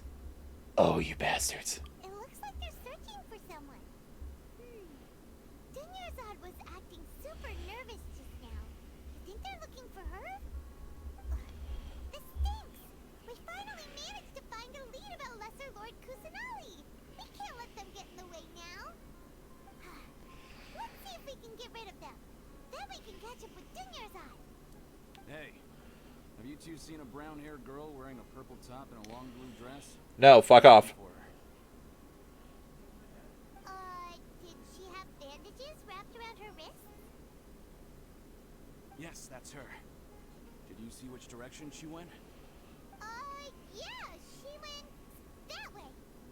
Quick, after her! After her! God damn you motherfuckers. They're the secret police. They're not really secret at all. That should keep him busy for a while. Let's hurry and find Dunyarzad. Can I throw away this Akasha terminal I have that I really can't use at all? Like seriously, I don't think I could touch it. I don't think I can do anything with it. Peculiar opinion. A strange feather may be true or something. Yes. Take this feather with you into the world. You did promise him that you would, after all. God damn, I forgot about that line. Oh, I knew. Alright, she's over this way. Yo, girl. There you are, Dunyarzad. We thought you might have been long gone by now. Oh, it's you two. Oh, you startled me there. You can relax now. We threw those people looking for you off the trail. Really? Thank you so much. Unfortunately, I believe there's still more of them out there looking for me. Uh-oh. Looks like there's some coming this way. I will kill everyone. Huh? More of them? Then what are we standing here for? Run! No, wait, my body isn't in the best shape. It's difficult for me to run. How about we find someplace to hide? Okay, sounds good. There's a tavern on the other side of the port we can go to. You probably wouldn't expect me to hide in a place like that. Alright, let's move out. Stay behind us. We'll keep an eye out for anyone looking for you. Oh, shit. Oh, no. Enter the tavern.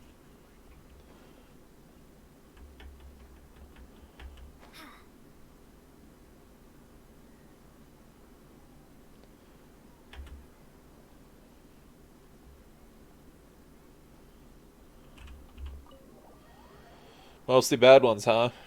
Were there any good ones that were of note?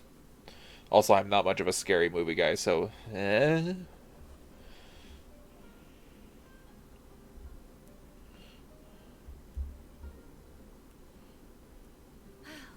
it. Oh, they shouldn't be able to find us now. Wait, stand down, Dia. Oh, shit, it's the lady! Oh, hell! Hey, girl! Hey! Hi! You! Cat gal, I think. I don't know if those are real ears or not.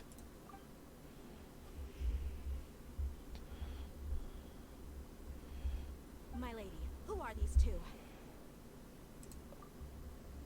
God, I love her design. Fuck. Okay. Yeah, you're definitely someone I'm going to be going for later on.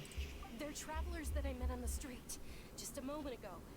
They happened to notice that you were all searching for me, so they helped me hide. I see. In that case, you two should scram. There's nothing here for you. Yo, no. Wait a sec. Who the heck are you? And why are you shooing us away? I'm Miss Dunyarzad's bodyguard, here to see that she returns home safe and sound. My lady, let's get going. You've been gone for so long that your parents are worrying themselves sick. And if I refuse to go with you? It'd be easier for the both of us if you cooperated. But if you insist on not going, then I'll have to carry you like a sack of potatoes. Oh, god damn it. I really like her design. I also can't tell if these are actual ears or if they're hair. I'm pretty sure it's just the styling of her hair. Hey! Dunyarzad already said she doesn't want to go back. Why are you still pushing her? I saw one called Horror High. It pretty much had a Goosebumps plot with a monster that dragged people off if they were tardy. I see. Stay out of this. You don't understand the situation. Sorry, my lady. Even though I'm your bodyguard, your parents are my employers. I have to answer to them. How much? Wait, what? How much more do I have to pay you to become your employer? So you never listen to my parents ever again. Double? A triple? Give me some time and I'll get that much. My lady, this isn't about Mora. I don't know what you think of us Eremites, but let me say this. I like Mora, but I'll never go against my principles. That's why I'm here looking for you. Sure, it's an order from my employer, but my conscience was also telling me it's the right thing to do. And knowing your health, carelessly running around like this is gonna hurt ya. For the sake of those who love you, don't be stubborn. No, you're wrong. I'm aware of my limits and I know what I'm doing. Honestly, the only people being stubborn right now are my parents. And they know perfectly well that it makes no difference if I'm at home or not. They still won't accept reality. And every time I bring this up, they just change the subject. Dia, you've been living with us a long time already. This should be old news to you. She really does. Dia, I know it hasn't been easy for Mother and Father, and I'm grateful for everything they've done for me. But there's someone else in this world I'm also grateful to. You. She saved me. The love I have for her is the same I have for my parents. This is my life and my last chance. So I want to do something meaningful.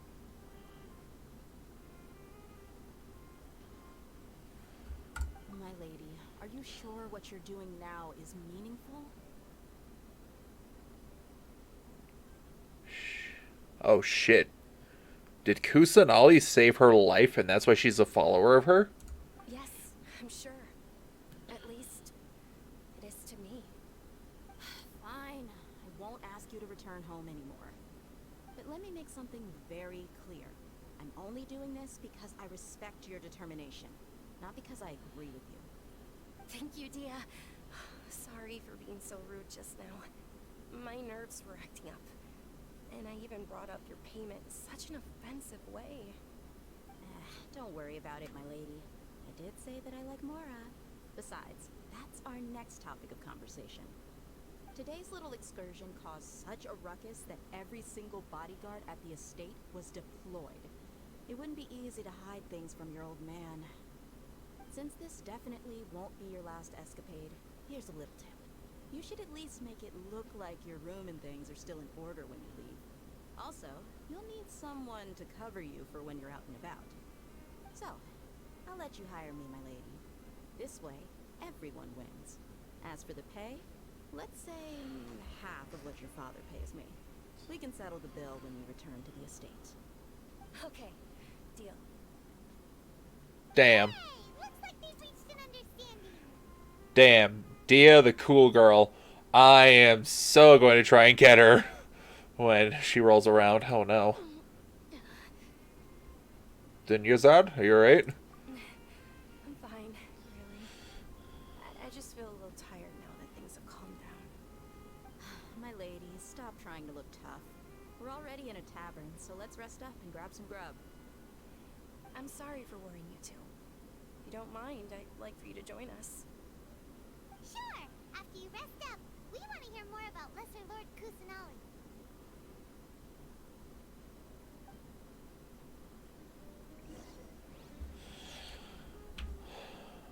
Rest in the tavern a while. Ha!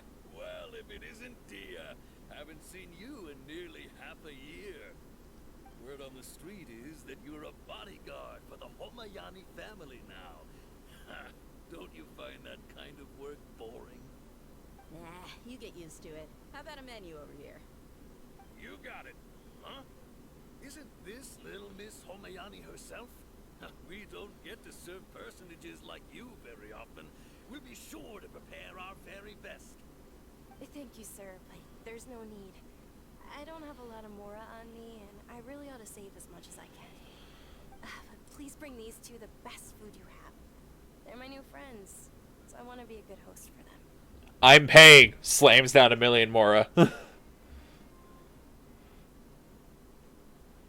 Don't worry about it. We'll pay for our own food. Wait, we're paying for ourselves now? Aw, Paimon kinda wanted to try something fancy, but we aren't exactly loaded. Guess Paimon will settle for something ordinary. Paimon. How about our coconut charcoal cakes? They're our signature snack, and they run cheap. Look, other customers over there are eating some now. Paimon, what do you mean we're not really loaded? I have almost 5 million more in the bank. What are you talking about? They look kind of burnt and dry. Paimon will pass.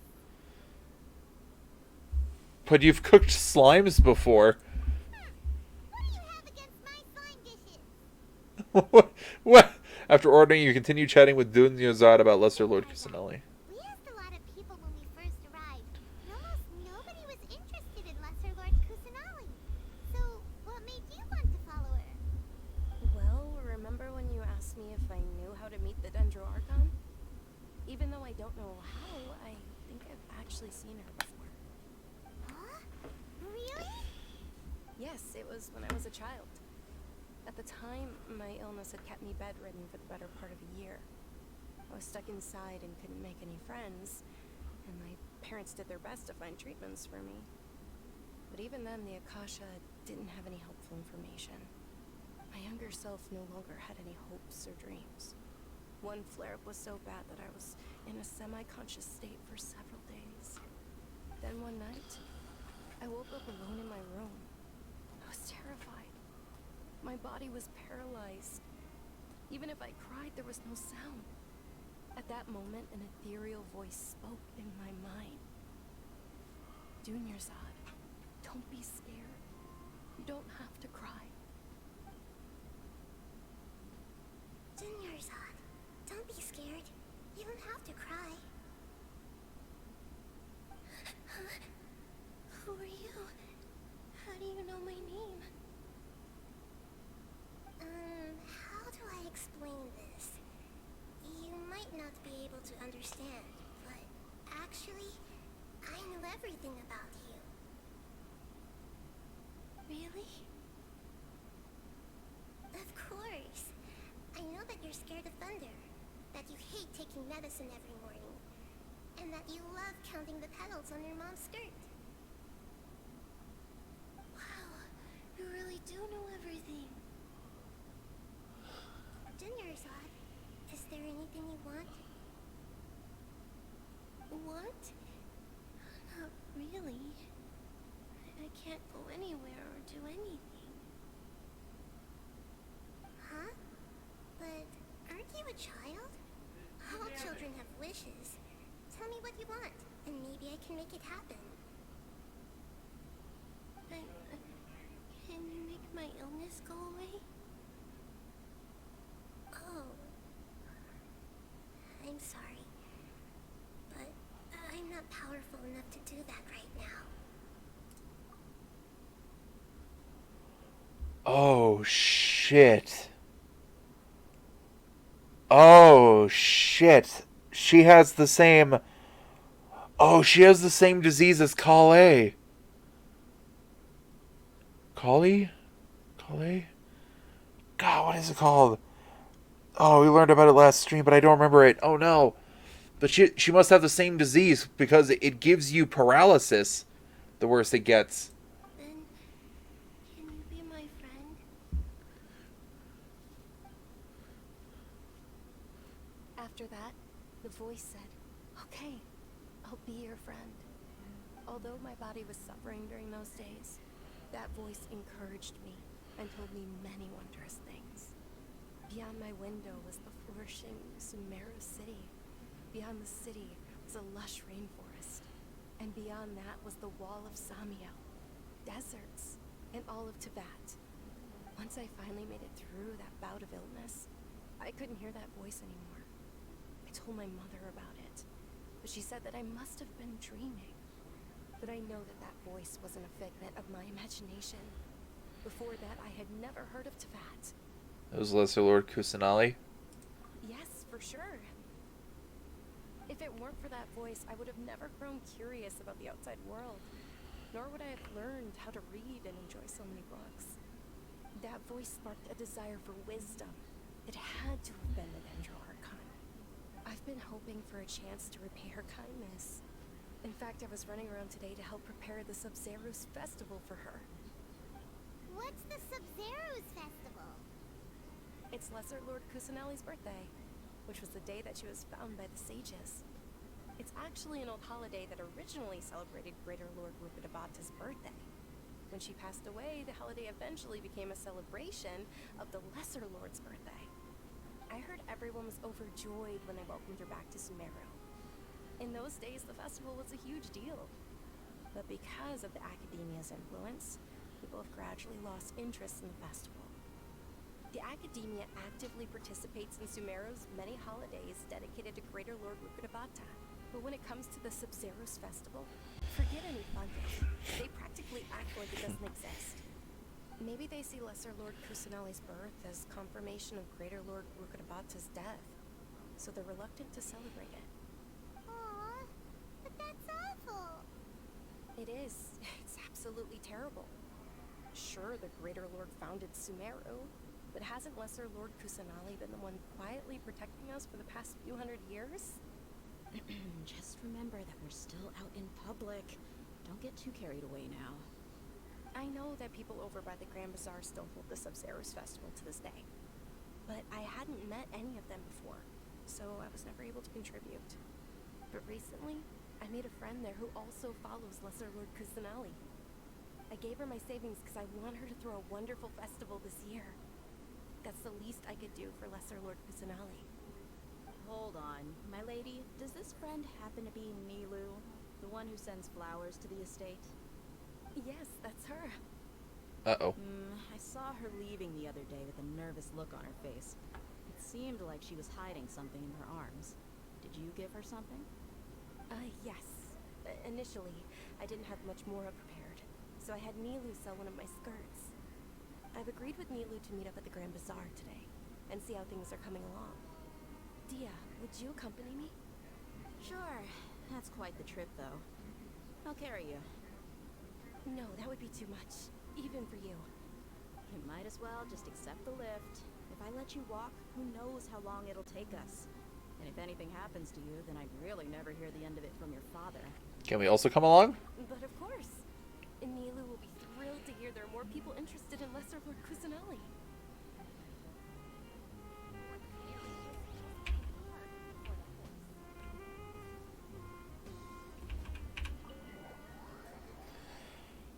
Man, the Academia are dicks. They suck. They can't accept the future, man. They only live in the past.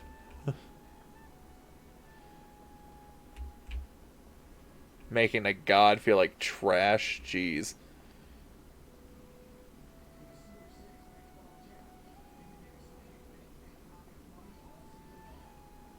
Oh, yeah, I guess the way I went is really roundabout.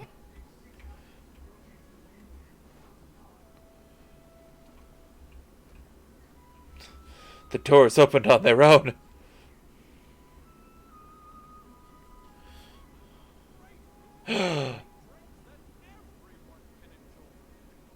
Pretty. Sorry I'm late, Nilu. Oh, Dunyarzad. It was taking you so long that I assumed you got trapped at home. But you made it in the end. Oh god, she's pretty too! Why does Sumeru have so many good designs? Oh no. Uh-oh. But if Dia's here, that means you got caught, right? You could say that, but everything worked out. She's on our side now. Not completely. Oh. And who are these two? Oh, meet the Traveler and Paimon, my two newest friends. They're visitors who just arrived at Sumeru City and are looking for information on Lesser Lord Kusanali. So you're followers from another land? Truthfully, no. Yeah, sure. That's wonderful. You two absolutely mustn't miss the Sub-Zero's festival. By the way, Dunyarzad, we've already started decorating the Grand Bazaar. It looks spectacular, thanks to your generous contribution. You're very welcome. It's the only thing I could do. Do you still have enough Mora? Probably? But don't sweat it. We've already finished renovating the stage. Come on, I'll show you.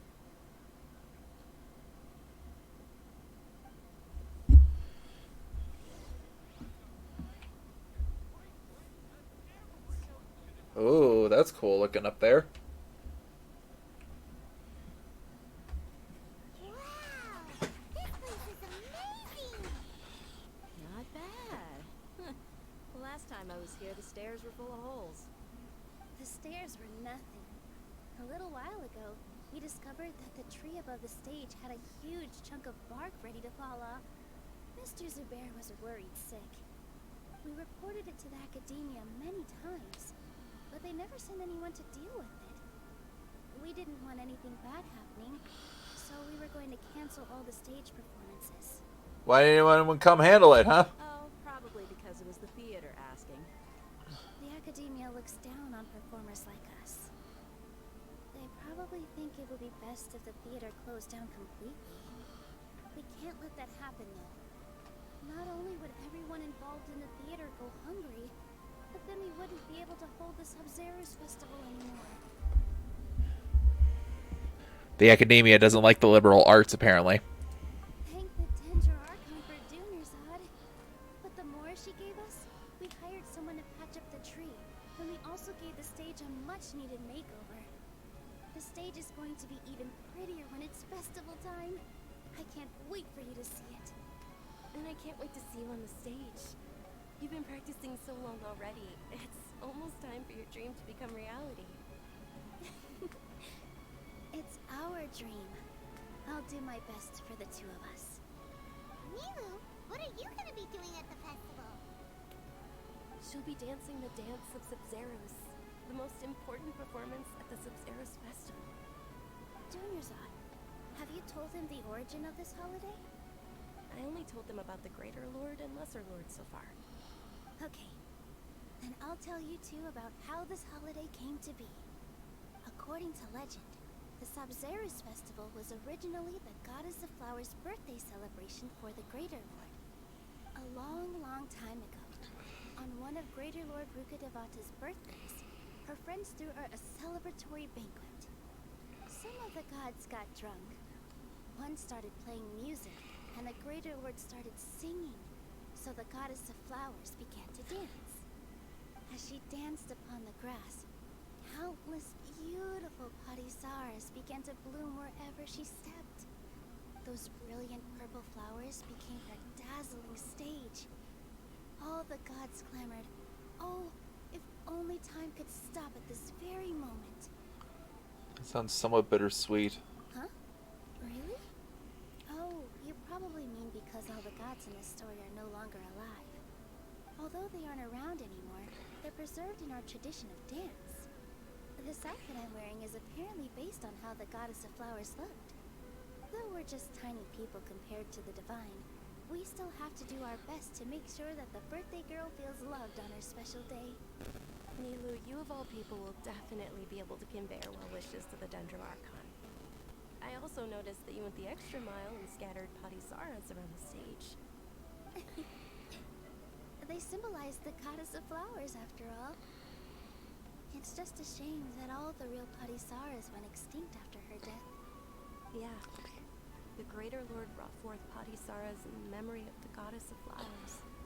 But she ultimately could never truly replicate that beautiful purple.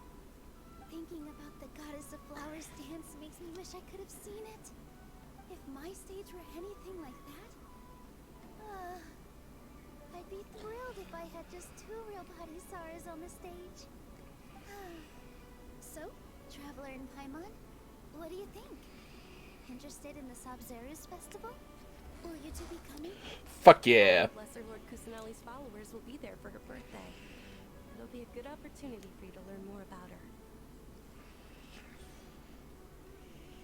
Ooh, Paimon thinks that's a great idea! You sure it's not because you want in on the fun? You sure it's because you not want because you want to watch? It's not because you want to watch Nilu dance. Hey, come on! There's nothing wrong with enjoying a festival. Besides, it's Lesser Lord Kusanali's birthday. She'll be happy to have more people who are celebrating it.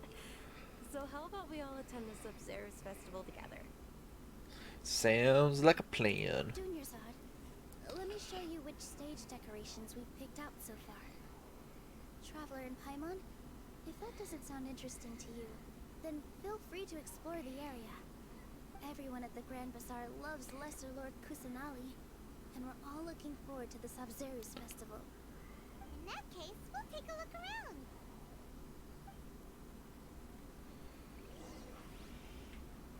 Hello, Kumari. Whoa! What's with your yellow hair? And why do your clothes look so funny? Are you an outlander? Did you know that the Sub-Zeros festival is about to happen? There'll be loads of fun things to do at the festival. But the best part is when Ferris, the Knight of Flowers, passes out candy to everyone.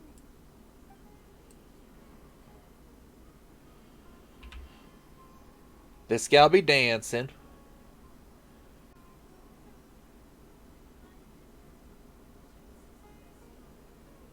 Nice. I want to talk to Deha last. Things are really shaping up, and there's a buzz around the festival this year. We're expecting people from all over to come by this year and buy things during the festivities. Don't be fooled into thinking that Sumeru City has the best of everything. Some festival snacks are only offered here in the Grand Bazaar. And when it comes to musicians, dancers, or singers, the Grand Bazaar's got the best of the best. Sure, those folks at the Academia might not like it, but what's a festival without song and dance? I bet the Academia's idea of a festival is exchanging research papers.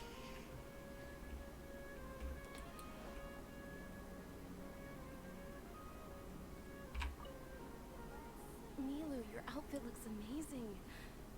There's also something different about you from when we first met up. I thought I'd add a little extra pizzazz to my dress for the festival. See? Wow, did you sew all that yourself? Uh-huh. Sewing is a fundamental skill for everyone in the theater company because we make all our own costumes. Did you know that Mr. Zubair not only can make costumes, but props too? I've noticed that you can't keep your eyes off that crown over there. Would you like to try it on? May I? Of course. The legends say that the goddess of flowers had beautiful horns on her head, so this crown was made to reflect that. Dunyazad, you look absolutely stunning with it on. It's like I'm looking at the goddess of flowers herself. Interesting. A juggler.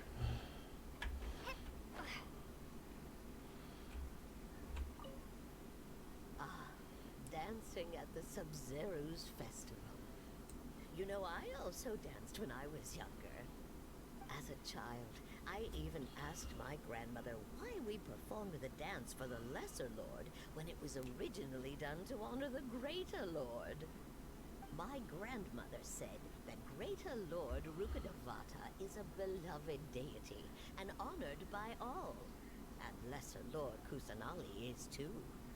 If the goddess of flowers ever knew Lesser Lord Kusanali, then she would certainly have wished to be her friend and hold celebrations for her too. The Sub-Zero's festival has been losing its appeal over the years. That is, until a wealthy benefactor stepped in this year and brought the festival back to life. I heard she forked out a lot of mora to make it all happen.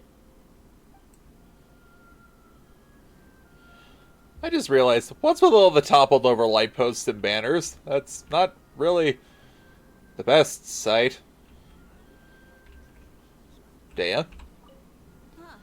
Revamping the stage for the festival couldn't have been easy, that's for sure. I bet this year's festival will be one to remember. I don't know much about the Grand Bazaar, but I do know that the residents here have a penchant for song and dance. Two things that the Academia doesn't particularly approve of. Oh, and the perfume sold around here is a lot better than what you'll find elsewhere. The fragrances are longer lasting and they're gentler on your skin and... I mean, that's what I've heard at least. Perfect. Hey! Is that who Paimon thinks it is? It looks like Catherine. Oh my god. I've never seen Catherine outside of the guild.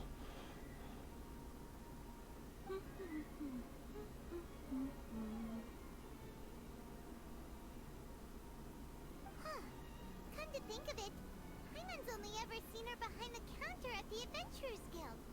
This is the first time we've ever seen her taking a break. Hey, Catherine! Huh? Oh, hey! It's the Traveler and Paimon! What's shaken? Oh, break time Catherine sure sounds a lot less formal than usual. Paimon was still waiting for her to say Ad Astra Abyssos. Holy shit. Sure. any complicated functions.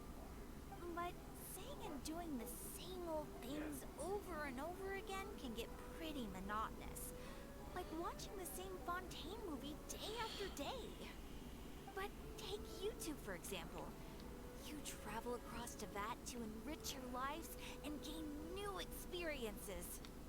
Well, we enjoy traveling across Teyvat and all that, but we're mainly looking for clues about her brother. Yes, you should keep searching. Sometimes the answers we're looking for aren't necessarily at our intended destination. Instead, they're found along the way. Huh.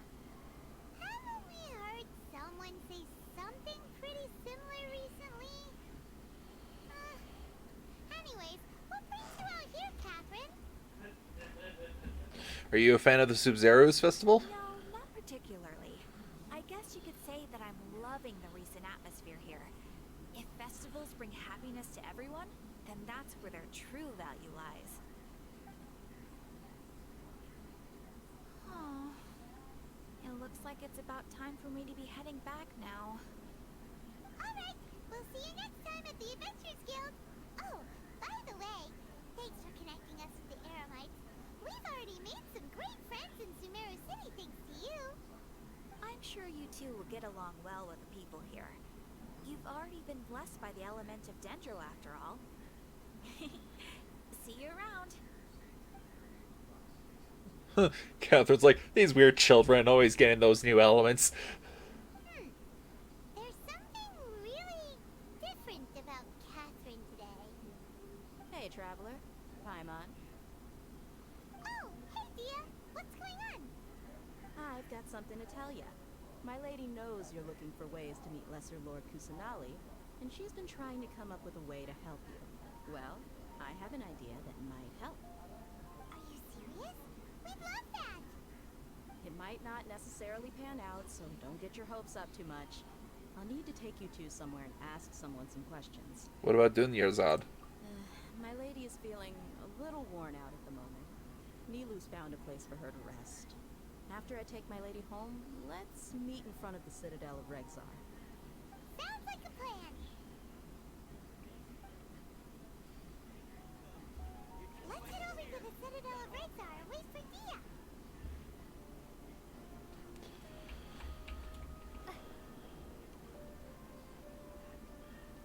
And now we wait.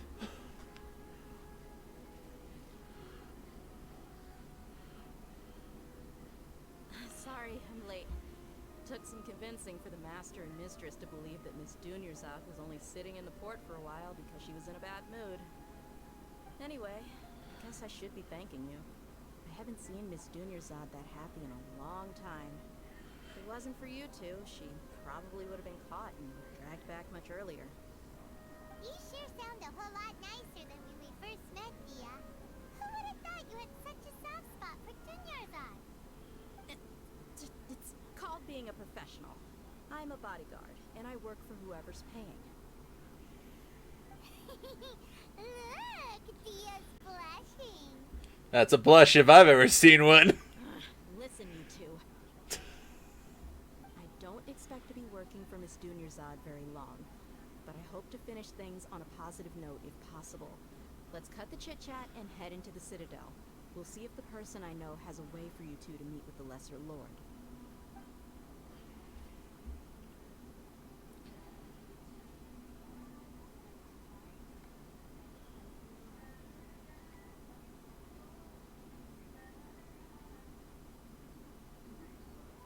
Oh, hey, Chief. Ha, Dia! What are you doing here? And well, didn't expect to see you three together. I take it you all know each other already? Mm-hmm. We met this morning after the Adventurers Guild pointed us to Ozfon for more info. No kidding. Huh. So, where's Ruksha? I thought I'd help these two out by asking about the theft. Anything you can tell him? Rookshaw's gone over to the Academia. The Grand Sage recently ordered Sumeru City to begin bolstering its defenses. So people from all over have been called back to the city. Since you've already met mentioned the theft, I suppose I might as well tell him what we know. Appreciate it, Chief. Theft? Sorry, what the heck are you guys talking about? Just recently, the Academia lost something, and there's a chance the item is connected with the Dendro Archon. This case might just somehow help you in meeting her. I suppose that's one way to look at it. If you ask me, the case is more about the Academia than anything else. Let me fill you in. The Academia recently sent a convoy to pick up an important package from Aru village. Word got out, and the convoy was robbed on its way back. The Grand Sage took the whole matter very seriously. Not only did he dispatch the Matra, but also enlisted our help in the search for leads. All we know so far is that whatever was stolen is currently in Port Ormos. You two have heard of Port Ormos, haven't you? It's the largest commercial port in all of Sumeru. You can travel there by leaving Sumeru City and heading south along the river. The Academia's grip isn't long enough to reach all the way to Port Ormos, so the city's a little more laid back, meaning the population's also a mixed bag. You never know who you'll meet there.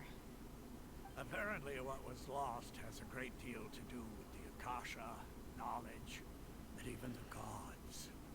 I'm afraid I don't have any other details for you, though. If you're interested, maybe you can head to Port Ormos and ask around yourselves. If you want my advice, try introducing yourselves as students of the Academia once you're there. Huh? Students of the Academia? Are you serious, Chief? All the Academia students are in Sumeru City, you know. Why should they pretend to be students in Port Ormos? If you're also interested, just go there and see what happens. Count me out. I've got plenty of work to do here for the Homayani family. And take it from me, if you two really do decide to visit Port Ormos, you'd best watch your backs. Let's just say that the Eremites there aren't nearly as friendly as those here in Sumeru City. There are even some extremists who go around shouting slogans like, "Retake Sumeru for the Scarlet King." Word is that more and more are joining their movement. They're becoming a real headache for Chief and the others. You bet they are. The Scarlet King's been dead for thousands of years. Now they start spreading rumors of his return. Ridiculous. Not everyone's like you, Chief. Even the desert natives who abandoned their homes in the wilderness still wish to have a god of their own. Well, Traveler, that's about all the information we have for you. Thanks, Dia! And you too, Asfon! Since we've gathered all we could for the moment in Sumeru City, let's head to Port Ormos and see what we can find next. Miss Dunyarzad is looking forward to seeing you both at the Sub-Zerus Festival, so be sure to get yourselves back here in time for that. Don't worry, we will. Good. Then we'll see you both at the Sub-Zerus Festival.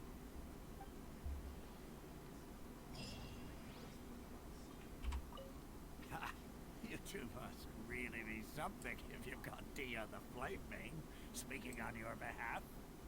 The Corps of 30 isn't officially overseen by the Academia, and because we're hired mercs, there's still lots of sensitive intel that I can't reveal to you. In the end, when it comes down to it, the city's safety is both the Corps and Academia's top priority.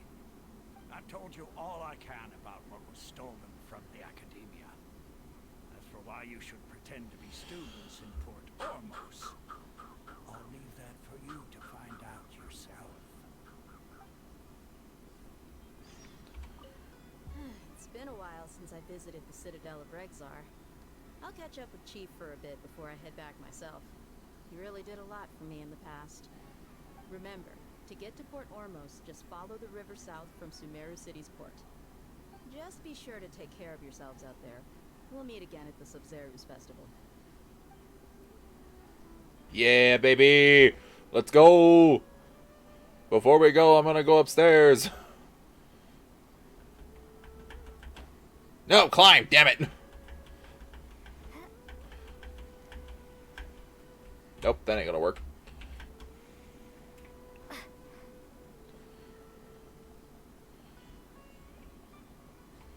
Oh, look at these Academia students, you motherfuckers.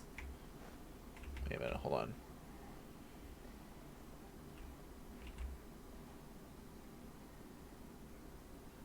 Interesting. For a second, I thought the symbol on their backs were different. What's this? Sweet. I gotta do this to invite Kale.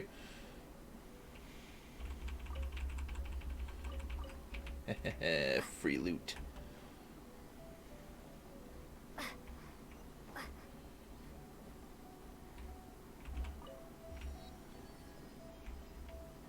So is that... That's the... This isn't the Academia, is it? Oh, it is. How the hell do you get up to the top, then?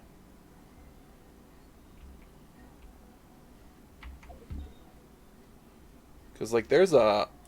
Oh, you gotta go up and around, I think. Oh, jeez. Okay. Okay, so to head to the port, I have to... Wait. Are you saying you don't have a boat? Oh, God damn it.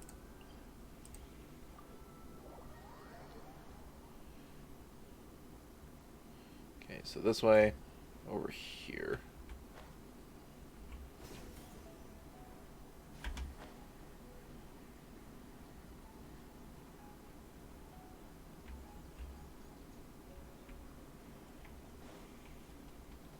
Summon the Wave Rider.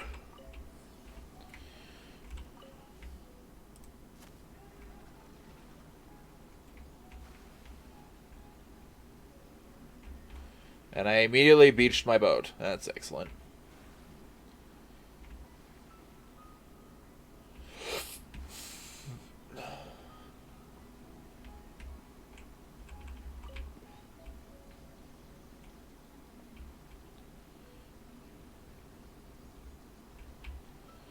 Damn it. Wait. Oh, shit. Guys, you don't come into the water to chase me.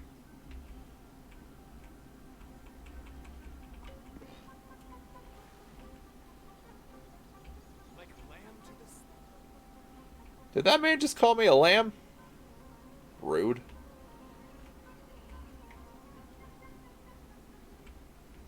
Famara Village. Fish.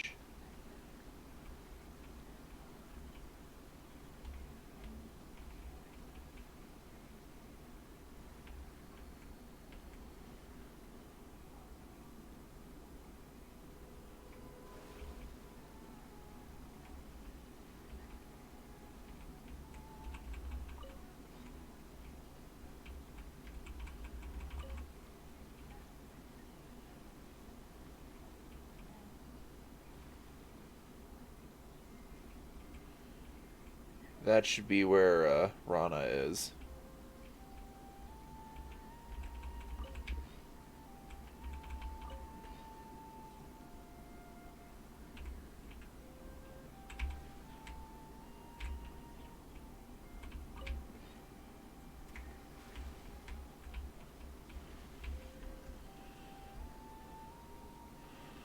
Port Ormos.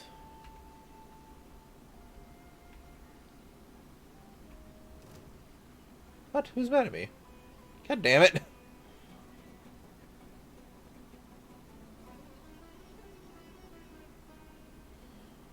Port Ormos. The port within 2 trees.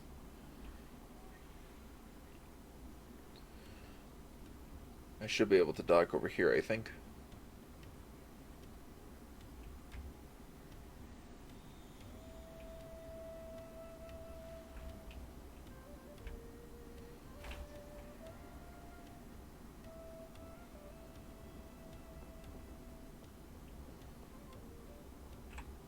Sumpter Beast dog in training. Sumpter Beast keeper.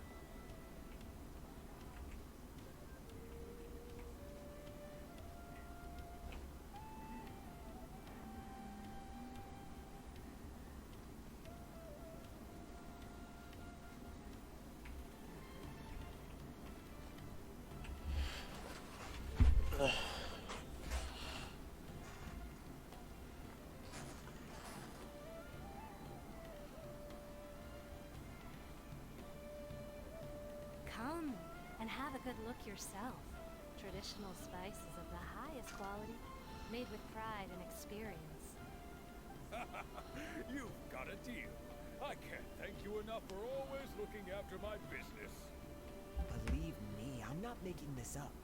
Several Aramite mercenary groups are nearly in open conflict, but does the core of 30 care?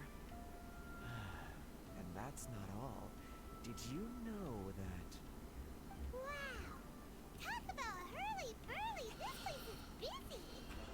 Well, guess that's only to be expected for the largest port in Sumeru. Maybe it's because of what Dia told us earlier, but Paimon can't seem to shake the feeling that there's also danger lurking in these crowds. Ooh. Let's get our bearings so we can start looking for leads. We know that whatever the Academia lost is related to the gods. But other than that, we don't have much else to go on.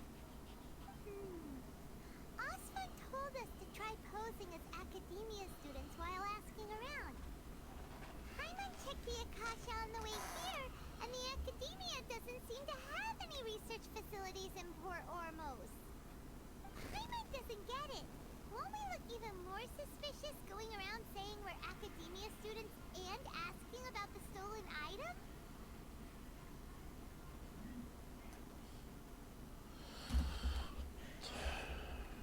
Figuring that out could be crucial for the rest of our investigation here. Well, given all the people that come through here every day, if there's any information to be found, Paimon bets we could find it in the market. Let's ask around and see what we come up with.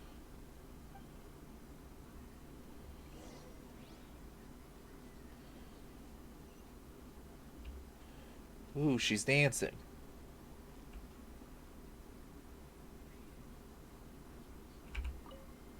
Hello, how are you today? Pretty good. That's great, I'm happy for you. Bad luck is only temporary, but good luck is forever. Waltz through whatever comes your way, will you? She's back to dancing. Oh god! I didn't mean to do that! Ah!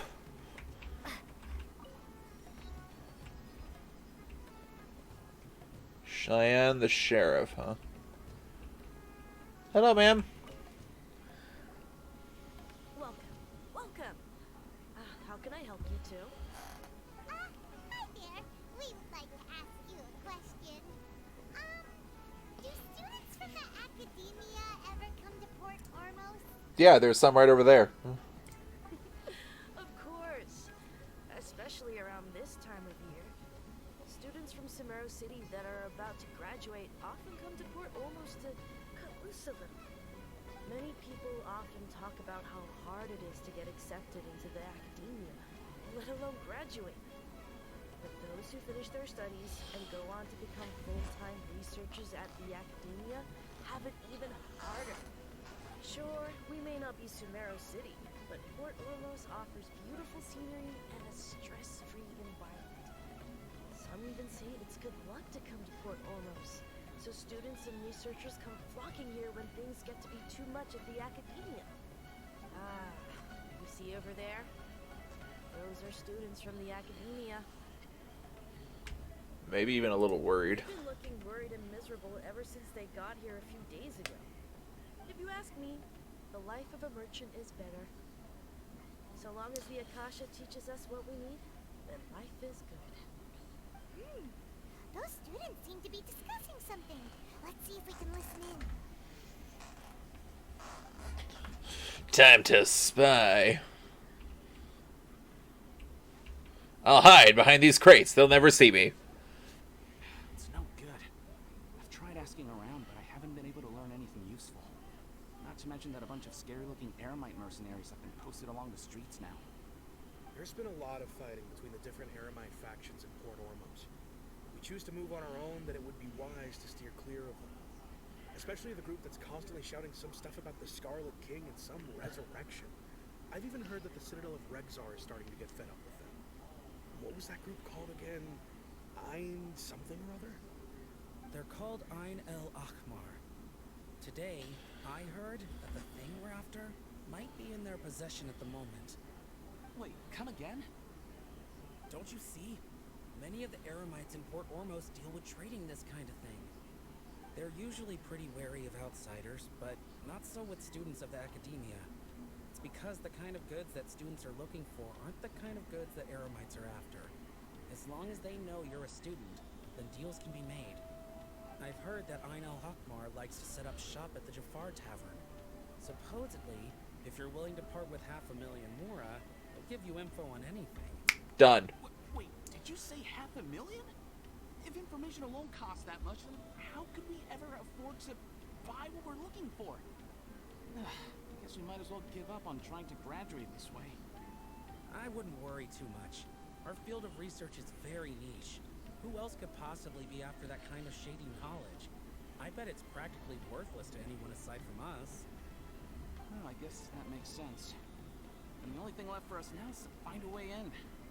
Why don't we all just pool our money together and pay for the information? I gotta beat him to the punch. Did you hear that? A niche field of research and shady knowledge? It all sounds pretty suspicious to Paimon. Is knowledge something people just buy and sell like that? Whatever was stolen from the academia was related to knowledge. So, what's your plan? Oh. Oh, that explains what this... Okay, I need to get a new screw in here. That's why that's fallen. It's good to know. Let's try talking to one of the Eremites. Wait, didn't you hear what they just said? Buying information is going to cost us 500,000 Mora. Have you lost your mind? I won't let them scare... I won't let them off easy if it turns out to be a scam.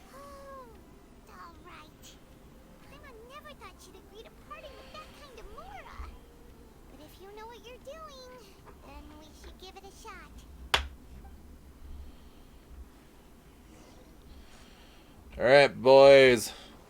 Let's go beat some mercenaries.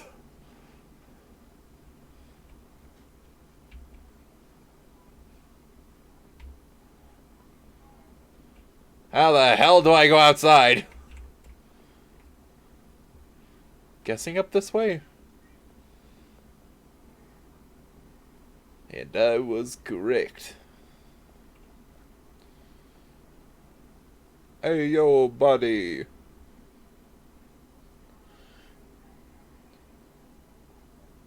Port Ormos is pretty great. There's so many new and interesting things. Not to mention all the tasty food. Sumeru's largest commercial port sure lives up to its name. Look at all the merchants. And everyone seems excited just to be here. Not everyone, I'm sure. How did things end up like this? All thanks to your artistic license. That's how. I should have made you wait until we got an update from Tanja. But when I finished the prototype Aranara yesterday, you agreed that the kids would like it. That's why we tried bringing it out for a test run today. Well, I never thought they'd dislike it so much.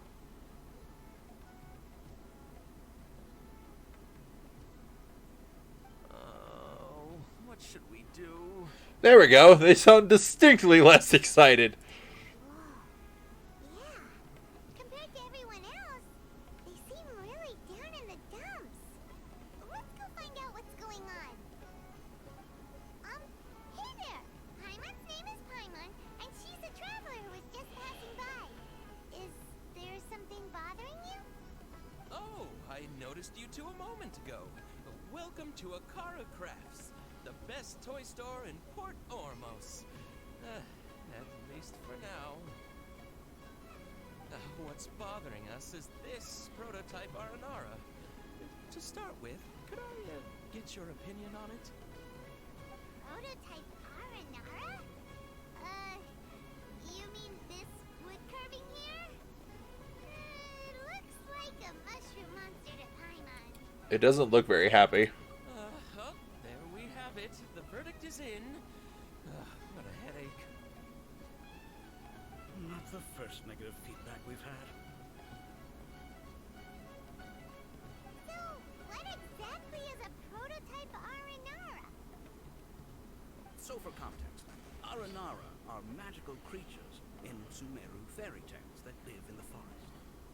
For the store's 20th anniversary, we plan to release a series of hand-carved toys based on the Aranara stories that kids know and love. This is a prototype we made to get an idea of how they would react. When we put it out there, the reaction was not quite what we'd anticipated. They thought it looked like a mushroom too, huh? No, worse than that actually. I can't quite describe it though, and I'm also not very good with kids. Maybe you could ask them for yourselves. You're not good with kids and you work in a toy shop?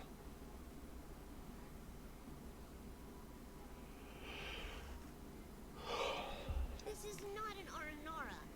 No way. I've read Uncle Tanja's Aranara and the ill little fungus.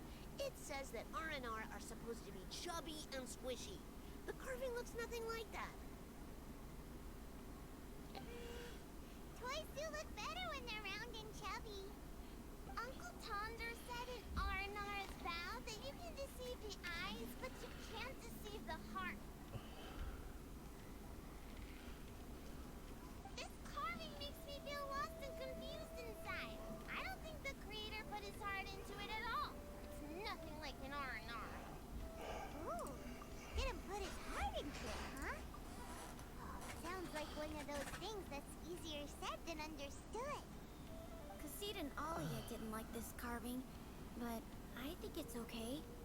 It doesn't look too happy, so it's kind of pitiful in a cute way.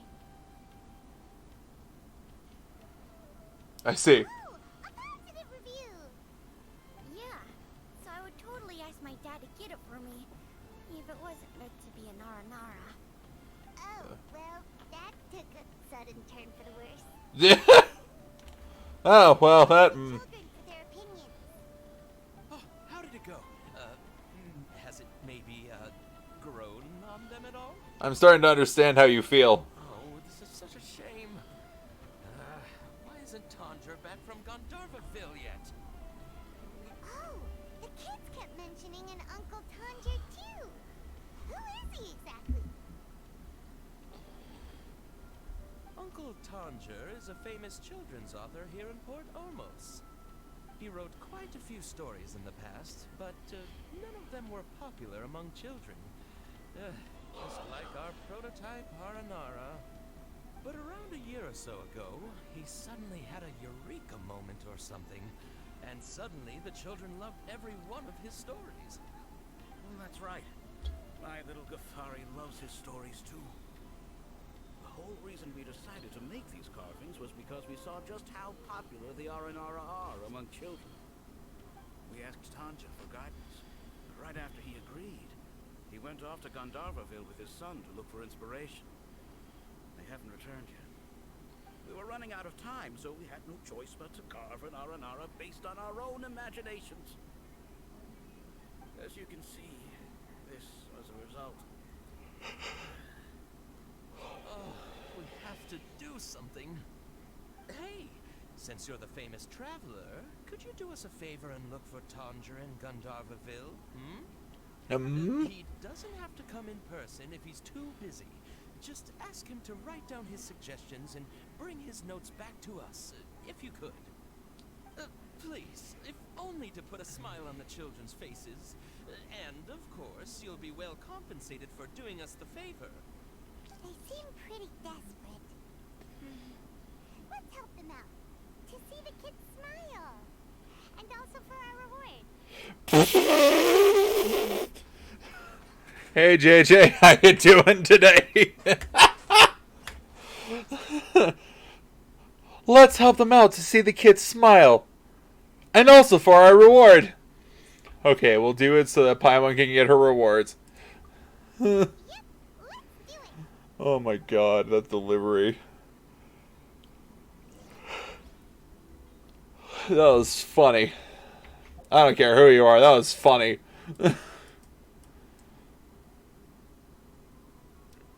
This Paimon. Oh man, that delivery, I was not anticipating that. That was funny. Oh man.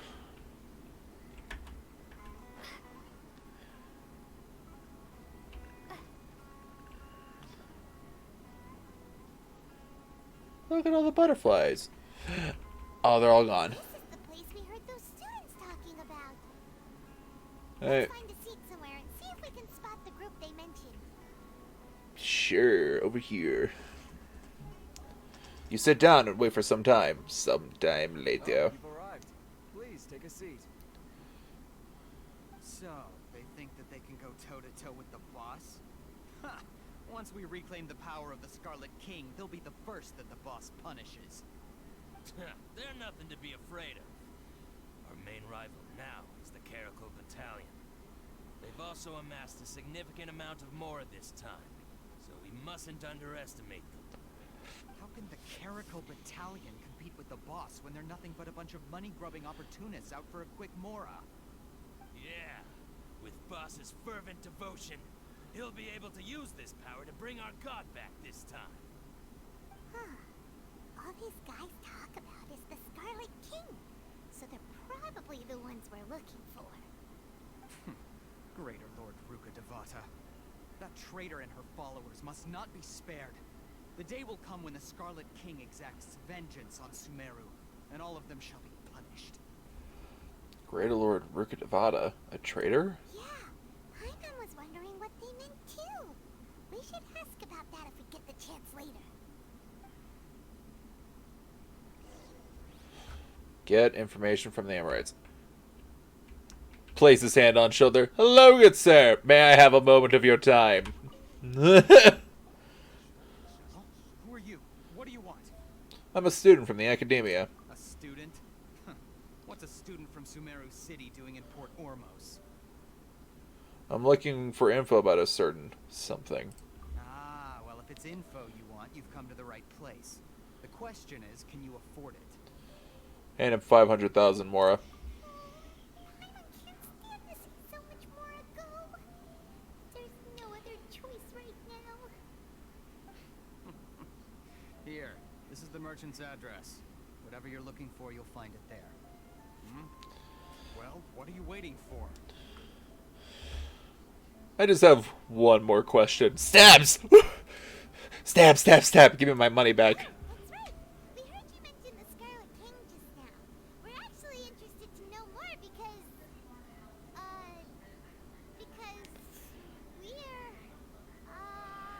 archaeology students. You really sold it there, Paimon. Great job. Fine.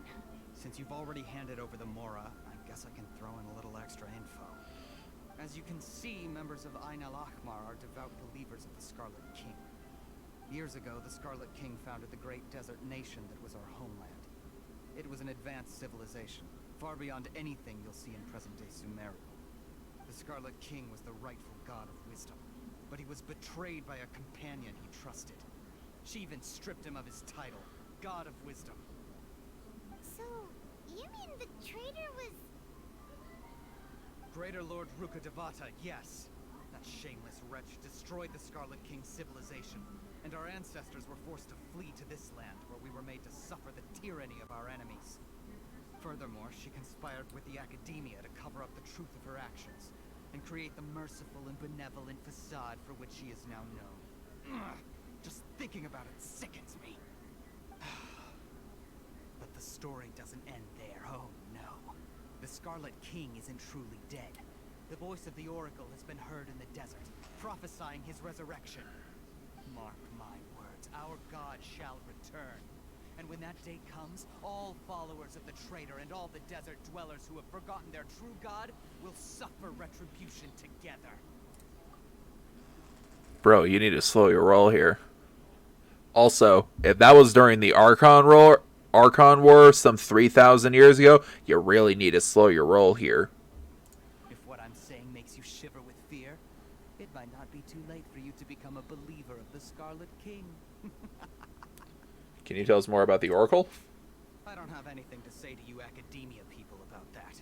I think this conversation has reached its end. Not just yet. This man, is a fraud. Oh, fuck. Wait! Man! I'm a woman! What are you talking about? You again? Deranged Oh. lunatic. Yes, it's me again. I already warned you that if you weren't willing to sit and discuss things with me, I'd take measures to make things uncomfortable for you. Listen to me. That address he gave you is fake. Or at least, you won't find a merchant waiting for you there. This group has been boasting all around that they can provide information on a certain item as a means of luring people into their territory. Item. Oh, really? Once you show up, they keep up the act until they have hard evidence that you want to purchase said item. Then they use that to squeeze you for all the more you're worth. Hey! Shut it all, Hatham! What are you playing at, trying to ruin our business like this, hmm? Time for me to kill some people, it seems. I need to get my money back. I told you the other day. I wish to discuss my terms with your boss. Ha! The boss made it perfectly clear that he won't negotiate with you. Yes, and in no uncertain terms. But that was then. It does not preclude him from changing his mind in the future. I'm warning you. Don't push us, or this could get ugly. We don't usually get rough with people from the academia because it just complicates things. For a lunatic like you, though, we might just have to make an exception. If you're suggesting that we escalate this from a verbal exchange to a physical one, I accept. After all, even the Archons used war to negotiate the ownership of Teyvat. If, on the other hand, we can't agree on any means of negotiation at all, then I'm afraid my next course of action will sting a little more than the mere falling through of a few business deals. I will jeopardize the Eremite's reputation, which I know you value above all else. I am quite confident that if I began to take such action, your boss would willingly approach me himself. However, I fear that by then, some things will have happened that cannot be undone. Also, a word of advice. I suggest you tell your boss exactly what happened here today. Otherwise, he might blame you for not telling him in the future. What did you say? Consider this. Have I ever failed to follow through on my word in the past? This boy's a Dendro boy. The Scarlet King is the name of a mega dangerous SCP. Oh dear. This guy is really out of his mind. Okay then. If you really have a death wish, let's meet a week from today. The pier in front of the Pharos Lighthouse, 4 o'clock in the afternoon, sharp. Don't expect us to hold back. Not so fast. First, you return the 500,000 Mora to them.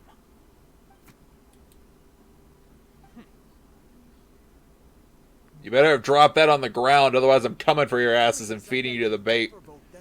We can't afford any trouble with this crowd. They haven't even paid for their food yet. Those people better have dropped that freaking money on the ground, otherwise I'm tossing their asses into the river for the crocs. Ah, Mr. Iman, there appears to be fewer staff in the restaurant recently. This wouldn't happen to be because they're all busy spreading the word to the students, would it? Well... Someone who chooses to do business with a group like that really can't afford to get so flustered the instant someone confronts them about it. Consider the meal compensation for our silence. I'd say you're getting an excellent deal. Whoa, did you see that? He not only got us our Mora back, but sent the Emirites running too. Plus, he seems to know a lot about what's going on around here. Let's catch up with him and ask some questions. He went that way, after him. Shame on you. Shame. For shame.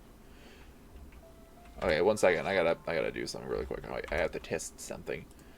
How to use the Akasha Terminal Genshin.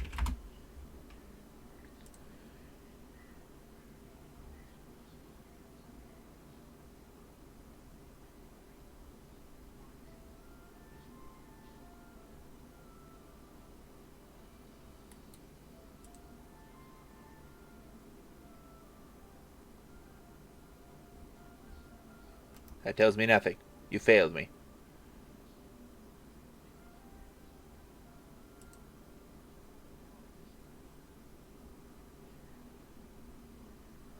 Come on, fandom. Come on, Wiki. Come on, Wikipedia. Come on. You can do it. I have faith.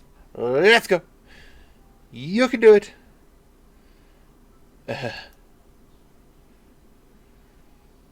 Hypothesis on the Akasha terminals. Mind control.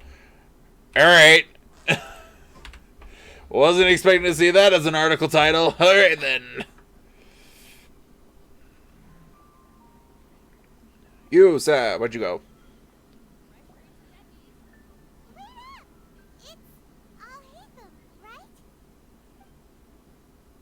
What do you want? Thank you for your help back there. No need for thanks. My goal was to get to them, and you two gave me just the opportunity I needed. We're even. Oh, I advise you to keep your distance from them. Since they weren't able to make off with your Mora in the end, they might harass you again in the future. Alright. Goodbye. Thank you for the info. I shall kill them next time they bother me. Hold your horses! We still have something to ask you about! Since you tore through their scam right in front of them, you must know the real story about certain something, no? Who exactly are you two? And why are you inquiring about that? You're okay. You're okay. You're okay. You alright?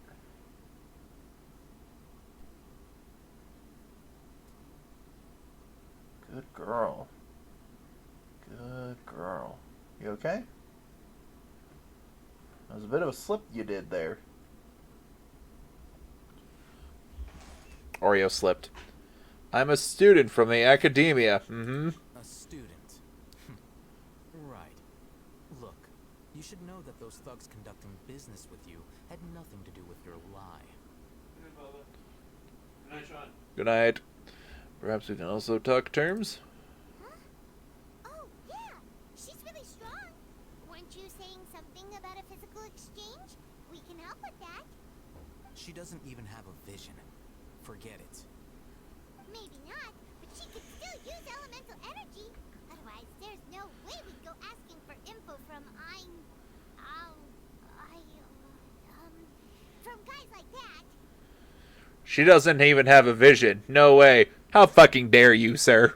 I control 4 elements now, thank you. Those high-headed thugs are definitely gonna bring a lot of backup for your next meeting.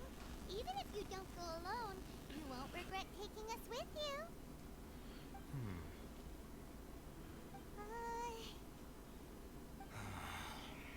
Alright, I accept. Got a pen and paper? If you're searching for someone who sells that kind of merchandise, I'll give you one of their addresses, and you can try your luck. We'll reconvene at the appointed time by the pier. It doesn't matter if you show up or not. So, since you were happy to give us this merchant's information, does that mean you can tell us exactly what we're after? You were willing to part with 500,000 Mora for something and you didn't even know what it was? Hey man, I got the spending cash. I don't care. Okay. Well, if you truly are as skilled as you claim, then you can beat the answer out of them when they become hostile. Look, if you've been making inquiries, then you have to know something by now. Tell me what you know so far, so I don't waste time repeating information. We know it's connected to the academia somehow, and that not only do the Eremites deal in it, but some students want to get a hold of it too. What else? It seems like some kind of knowledge. You know almost everything there is to know, but you're unable to compile this information because you've never seen the object before. This is what you've been looking for. I'm sorry, what? Why do you have it then? My mind can't tell what it is. It looks like some kind of ornament. This is a knowledge capsule. To put it simply, it's a vessel that can store a fixed quantity of canned knowledge. It's like a miniature Akasha. Anyone who links it to their personal Akasha terminal instantly becomes privy to its contents. Anyone? Correct. Anyone. Unlike the Akasha, which heavily regulates who can access what information, knowledge capsules confer their contents without any requisites. That's amazing. It's essentially a convenient and harmless vestibule for knowledge. Unfortunately, it's illegal in Sumeru to privately possess or trade them. Oh, really? They were created as a means for scholars to transfer knowledge gained from Irminsul into the Akasha, and are intended to be destroyed immediately after use. But despite strict regulations, some of these knowledge capsules will always escape destruction. After all, there will always be those in this world who are dissatisfied with life as designed for them by the Akasha, and wish to change their fate. Over the past century, a wide variety of canned knowledge has been leaked from the academia. Now, in Port Ormos, the valuable ones are a means to Mora for the Eremites. Meanwhile, those which the Eremites deem to be useless to them occasionally prove useful to the common citizens and hapless academia students. Well, I think that about sums it up. Seems like it's a knowledge capsule. So that's your true objective. I want to learn more about it. With our current arrangement, I don't believe I can offer an answer. Perhaps we can negotiate further. You're still resolved. Fine. Let's talk somewhere with fewer people.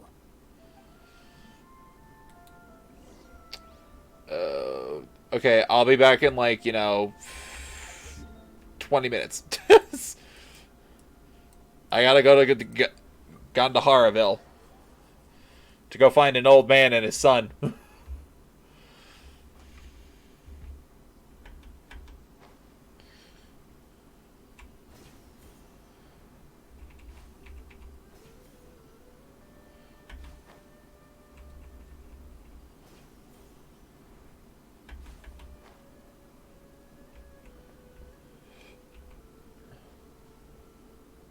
That's the adventure down there. That's Calais' residence.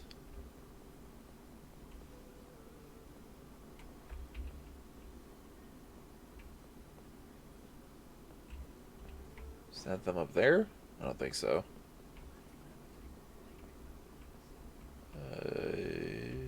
No.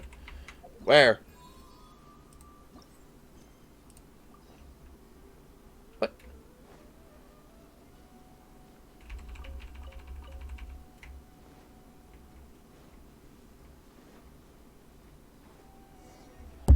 Calais? So Tandra's supposed to be here in Gandharvaville looking for inspiration. But how do we find him? Should we yell his name at the top of our lungs? That sounds like a bad idea. Hey buddy, what's your name? What are you doing here all alone? Do you live in Gandharvaville? Regardless, don't worry. As a trainee forest ranger, I'll do everything I can to help you. Hi, Miss Forest Ranger. I'm Rozzy. Don't mind me. I know the way back to Gandharvaville. When people say, don't mind me, what they really mean is don't worry about me. That's all the more reason not to leave you alone.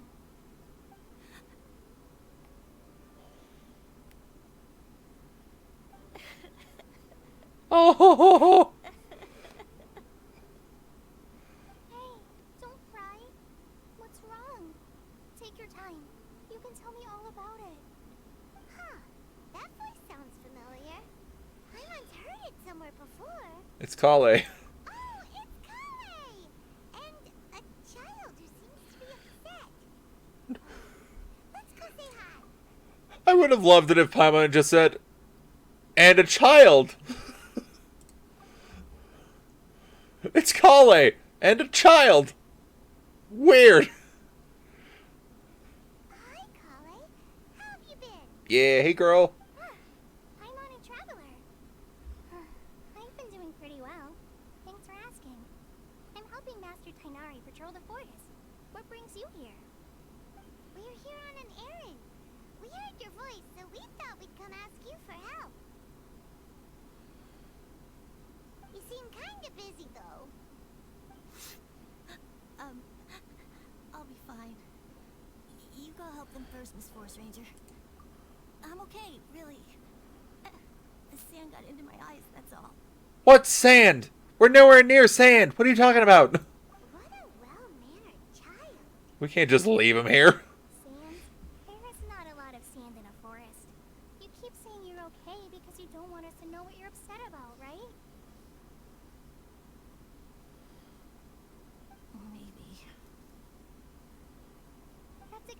why you have to get it off your chest.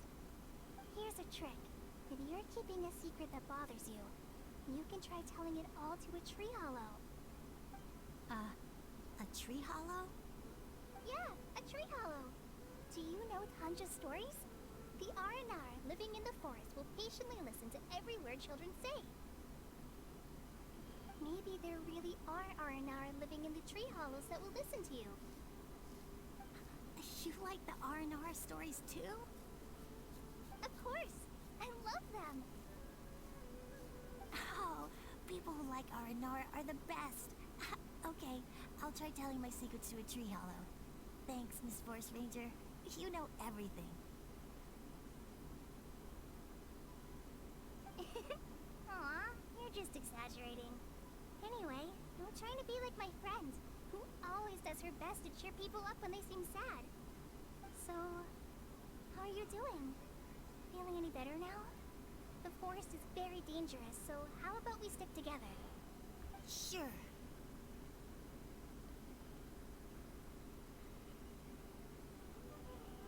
Wow, Cully's so good with kids.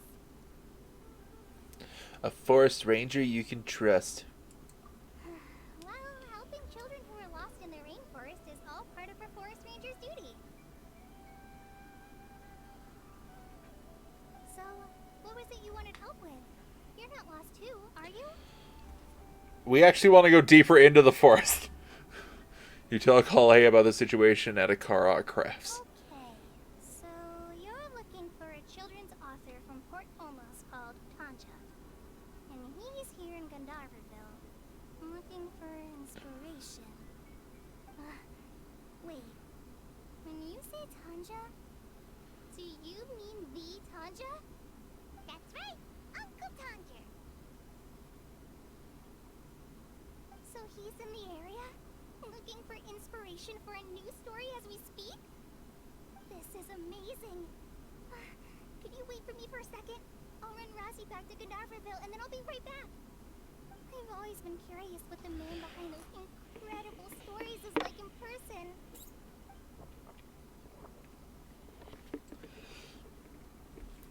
Maybe he's one of Lord Lesser Kusanali's familiars. Tanja's just a normal guy. Well, alright then. So, he must be more creative than most people. Thanks, sweetie. Wait, hold on. Razi, do you mean you've met Tanja before? Mm-hmm. He's my dad. I knew it! Your dad? Tanja's your dad? As in you're Tanja's son? Uh-huh. Ah, hi, Muncies. That guy at Aranyaka Crafts told us that Tanja brought his son along with him. So he meant Razi. Why are you here on your own, though? Did you and Tanja get separated?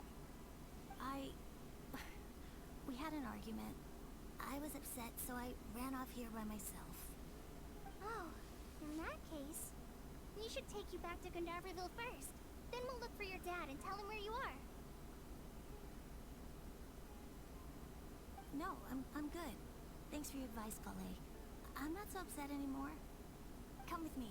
I'll take you to him. Yay! Thanks, Razi! I thought we'd be spending the whole day looking for him. Woohoo! Oh my gosh! I can't believe I'm actually gonna meet the Tanja!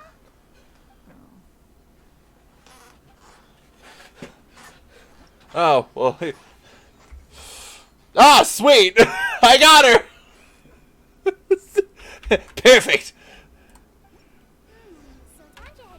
I didn't expect that to happen, but alright. Teller Tanja never gives his audience the bait right away. Come with me. Oh, shit. Wait! Not that way. Kale, what's wrong? Nothing. But that way leads us deeper into the Avidia forest. I'm just concerned for Tanja's safety. And I think I'm starting to understand why Razi and Tanja were fighting. Maybe that's the secret Razi was keeping. Oh, Razi was trying to protect the Aranara, and Tandra's just the greed. He's just the publicity greed. God damn it. Alright, you prick. Where'd you go? Just as I expected, The promise of one of my stories has kept you hot on my heels. But this is just an ordinary tree hollow. I'm not seeing any evidence of Aranara. You can deceive the eyes, but you can't deceive the heart. Look with your heart and you too will understand. Paimon's not sure what look with your heart means. But anyway, let's start by investigating the area around this tree hollow. We're all just like, God damn it. Guys, I don't know about you, but I'm having fun in the water. Oh, there are things on the ground. Oh. Hey, look! There's a note here. Could this be the evidence that Tanja was talking about? The handwriting's so hard to read. It's too hard. I can't remember the names of all these mushrooms. Do Aranara need to learn about mushroom classification? Oh no. Oh no. Oh no. Are all these notes Kale's notes from Tainari? Oh no. Here's another note that says, "This tree hollow is my castle." That sounds more like something an Aranara from the stories would say. Oh shit. This is Kale's like private place or something.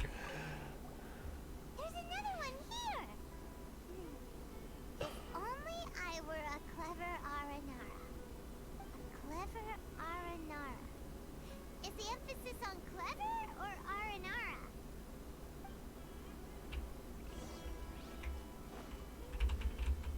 This is totally like where Kale comes to hang out and stuff. I'm calling it now. Those are Kale's notes. And she was embarrassed. She's embarrassed to be over here.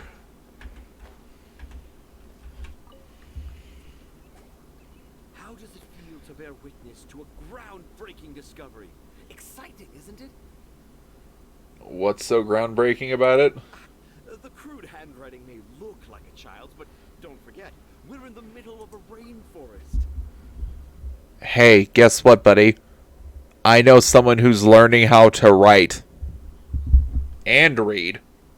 I doubt that a child would be able to reach this deep into the forest, and I doubt even more that they would think of this lone tree hollow as some sort of impenetrable castle. Kale? I boldly hypothesize that this tree hollow is in fact the Aranara's academia. The notes we saw were written by the Aranara themselves. There is no doubt in my mind about that. An Aranara that wasn't so bright left a note here wishing to become a clever Aranara. God, look at her! She's so sad! Oh, I want to hit you now for making her feel bad. I shall craft a new story for them and call it The Aranara in the Tree Hollow. How's that? Don't the very words just conjure up images of Aranara in your mind's eye? Firstly, you don't know what one looks like. Secondly, I know what one looks like. Thirdly, I know who wrote the notes. Nope. Not at all. Well, many an adventurer knows how to take to the skies with their easily visible wind gliders, yet they do not possess the invisible wings of imagination, making it hard for them to keep up with my train of thought. Man, fuck this guy. He's insulting me straight to my face. How dare you, sir? How about you, Miss Forest Ranger? Do you soar into the atmosphere on the wings of imagination? Huh? Me? I don't know. Maybe I do, but maybe not. Anyway, it has nothing to do with me, so... Kale, is everything okay? Yeah, I'm fine. It's just that witnessing Tanja's creative process is a little... Overwhelming. Underwhelming. Oh, yes. Yes. Overwhelming. For now, I've decided to stay here with Razi until we witness the legendary moment when the Aranara appear in this hollow. Don't worry, I won't let the Akara Crafts toymakers down. When a real Aranara appears, their little troubles will be resolved in an instant. He seems pretty stubborn. Looks like we'll have to stay here and wait a little longer. No, I think we should return to our camp first. Tanja, in Aranara and the Three Little Fungus, it says that Aranara are very sensitive creatures. I don't think they'll show up if we stay here. Oh?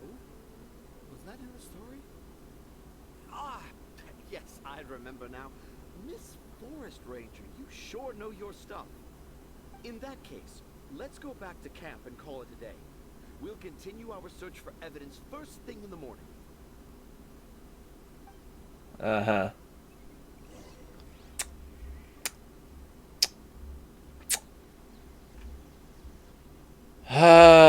Damn it. Weird. I wonder why I have to wait, you know, into 4 in the morning. Is this the encampment? Ah, yes, this is. Alright. Oh no, time is passing. Oh no, it's now night.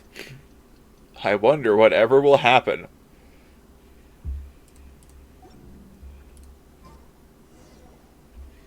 It's called.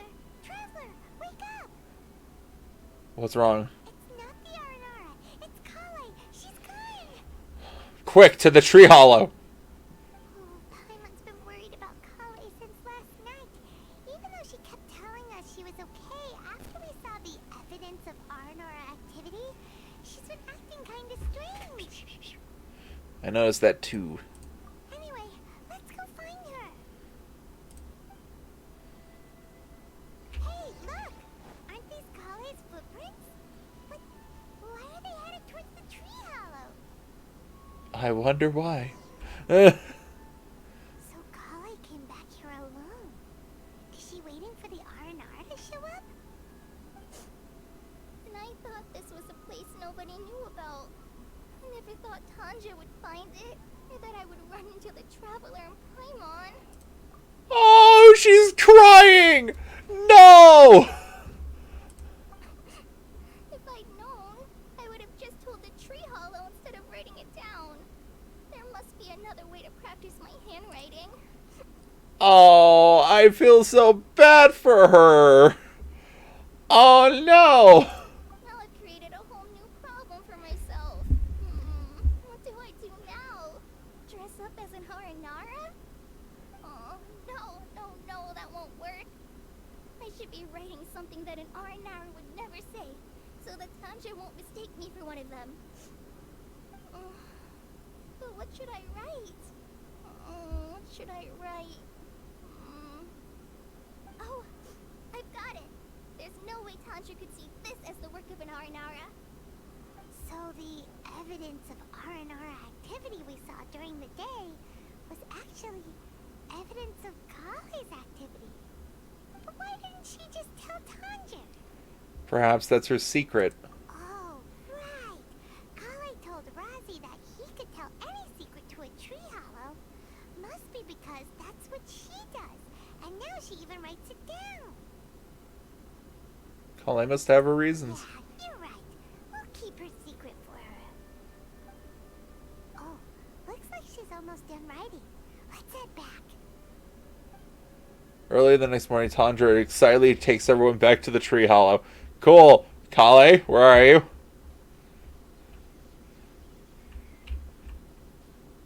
Hey, Razi. Aha! There's a new note just as I expected. Yes! It's the same handwriting, which means it must have been written by the same Aranara. Let's see what it says.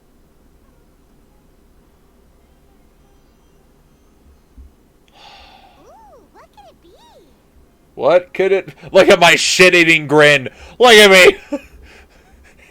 What a dumbass. What could it be, man? I wonder. I want to visit Mondstadt during the Ludi Harpastum again? No, that's impossible. This must be some kind of mistake. How could an Aranara go to Mondstadt for the Ludi Harpastum? Even I would never write that into a fairy tale. So, in other words, the notes can't have been left by an Aranara. Yeah. If you ask me, they were probably left by a passing merchant from Mondstadt or something. Definitely not an Aranara. No. No, I refuse to believe it. Why? Despite his denial, Tundra falls into deep silence when faced by the facts. Please help Akara Craftsman. I can't. Why? Have you failed? What do you mean you can't? It's not like it'll take you a huge amount of effort. You've written so many stories beloved by the children. I'm sure you can help create carvings that are just as successful. I believe in you. I didn't write. I can't do it. God, even his son is afraid of him. I thought that if I could find an Aranara, I'd be able to help Akara Crafts. But it was someone from Mondstadt all along. Guys, he's also talking normally now. Perfect. But you've managed to write all those stories without ever having seen a real Aranara, right? What makes this so different?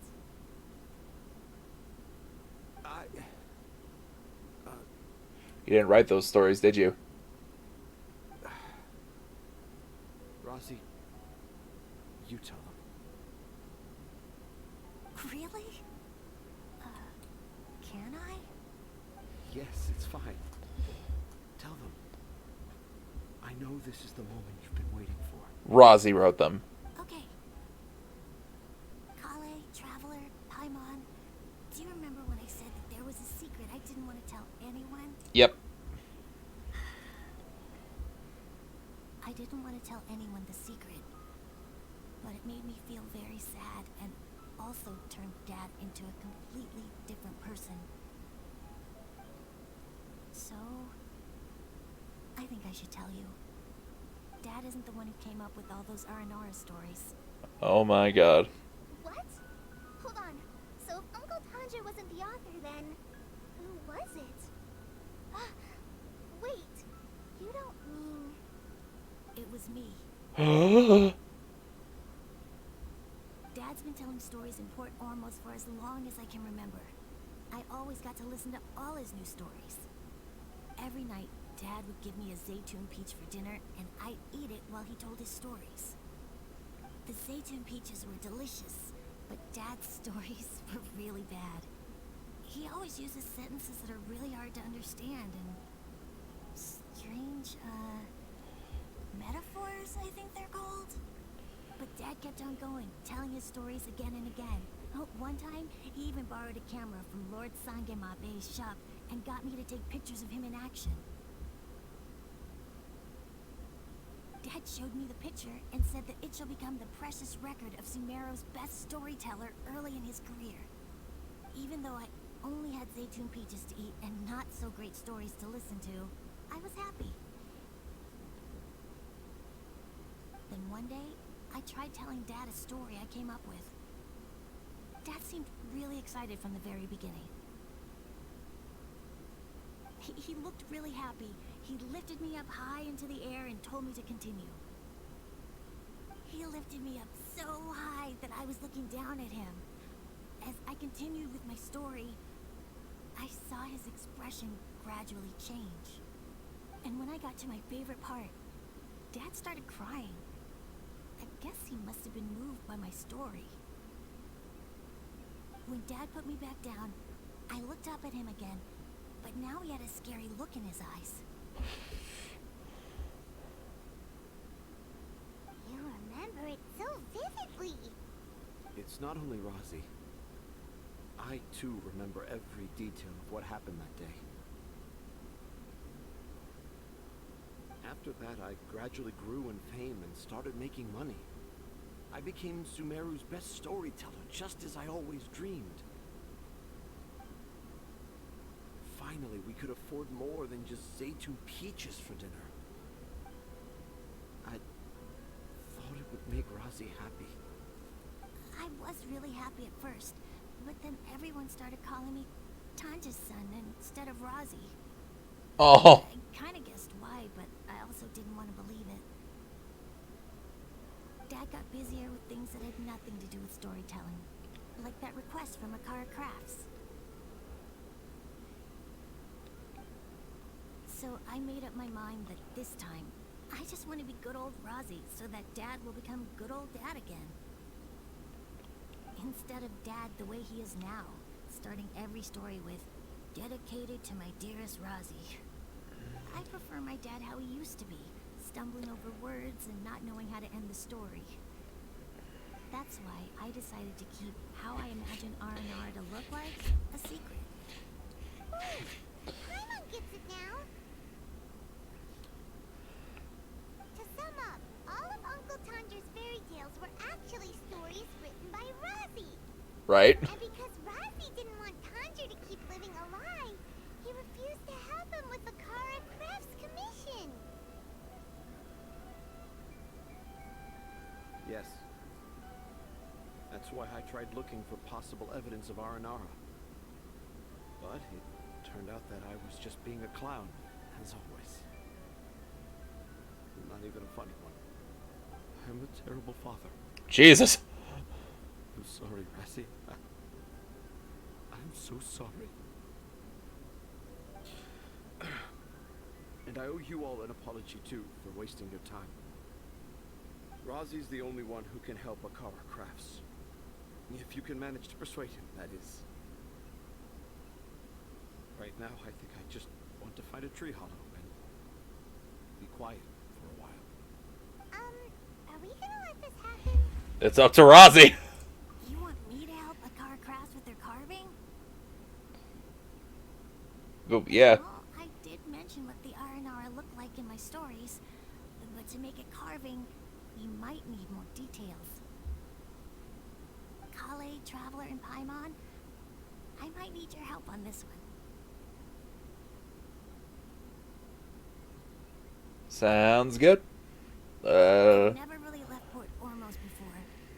This is my first time in Gandharvaville. Well, it's my first time being so far from home. Sumeru is so much bigger than I thought. Seeing new places has given me loads of new ideas for my Aranara stories. So I want to visit more places in Sumeru. That way, I can help Akara Crafts create an Aranara carving that everyone will love. And I also want to take pictures of Dad everywhere that we travel to.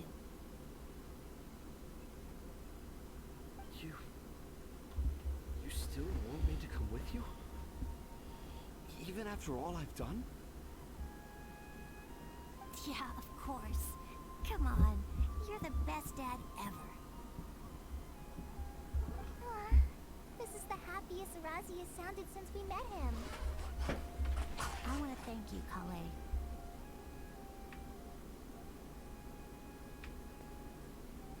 Huh? Me? I didn't do anything to help. You told me about telling my secrets to a tree hollow. Even though I didn't have the time to find a tree hollow, telling everyone my secret made me feel so much better. Yeah. It's hard to keep too many secrets. And there's no need to hide our mistakes from others all the time.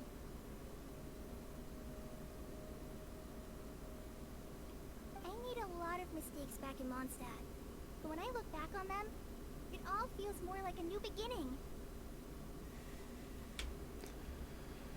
I'm sure this experience will be the same for Tanja. Yes.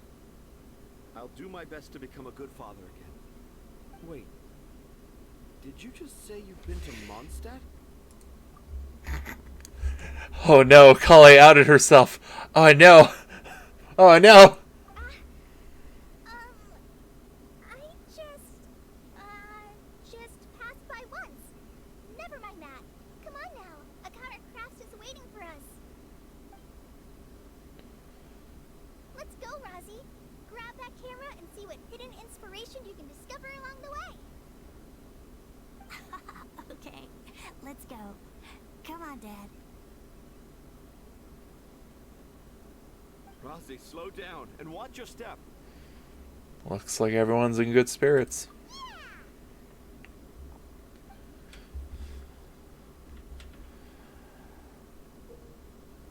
Oh, you will discover all sorts of new and fascinating things while exploring Sumeru.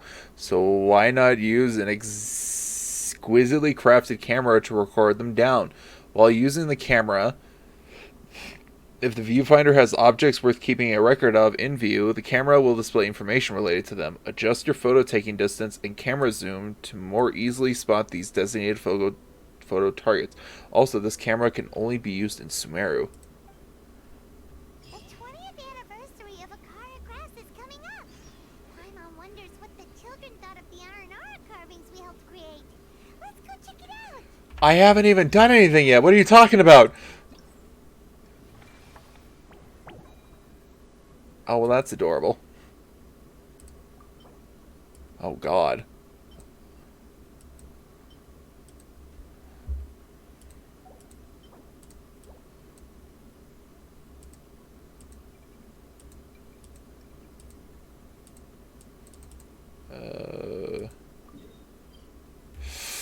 I haven't even made any yet. What are you talking about, man? When does this event end? Oh, it ends in 26 days. Okay. Oh, that's some cool art. My gosh. Wow. Alright, I'm going to... Wow, this is a lot to do. Oh, shit.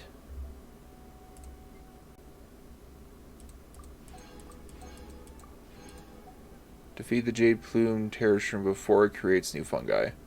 Oh, that should be too bad. I just gotta not use Pyro against it. Destroy one waxing stamen. Destroy one waning stamen. Defeat the... prevent its two similar explosion. Alright, that's doable. Back. Event shop. Oh, I have to use those to buy pieces. I see.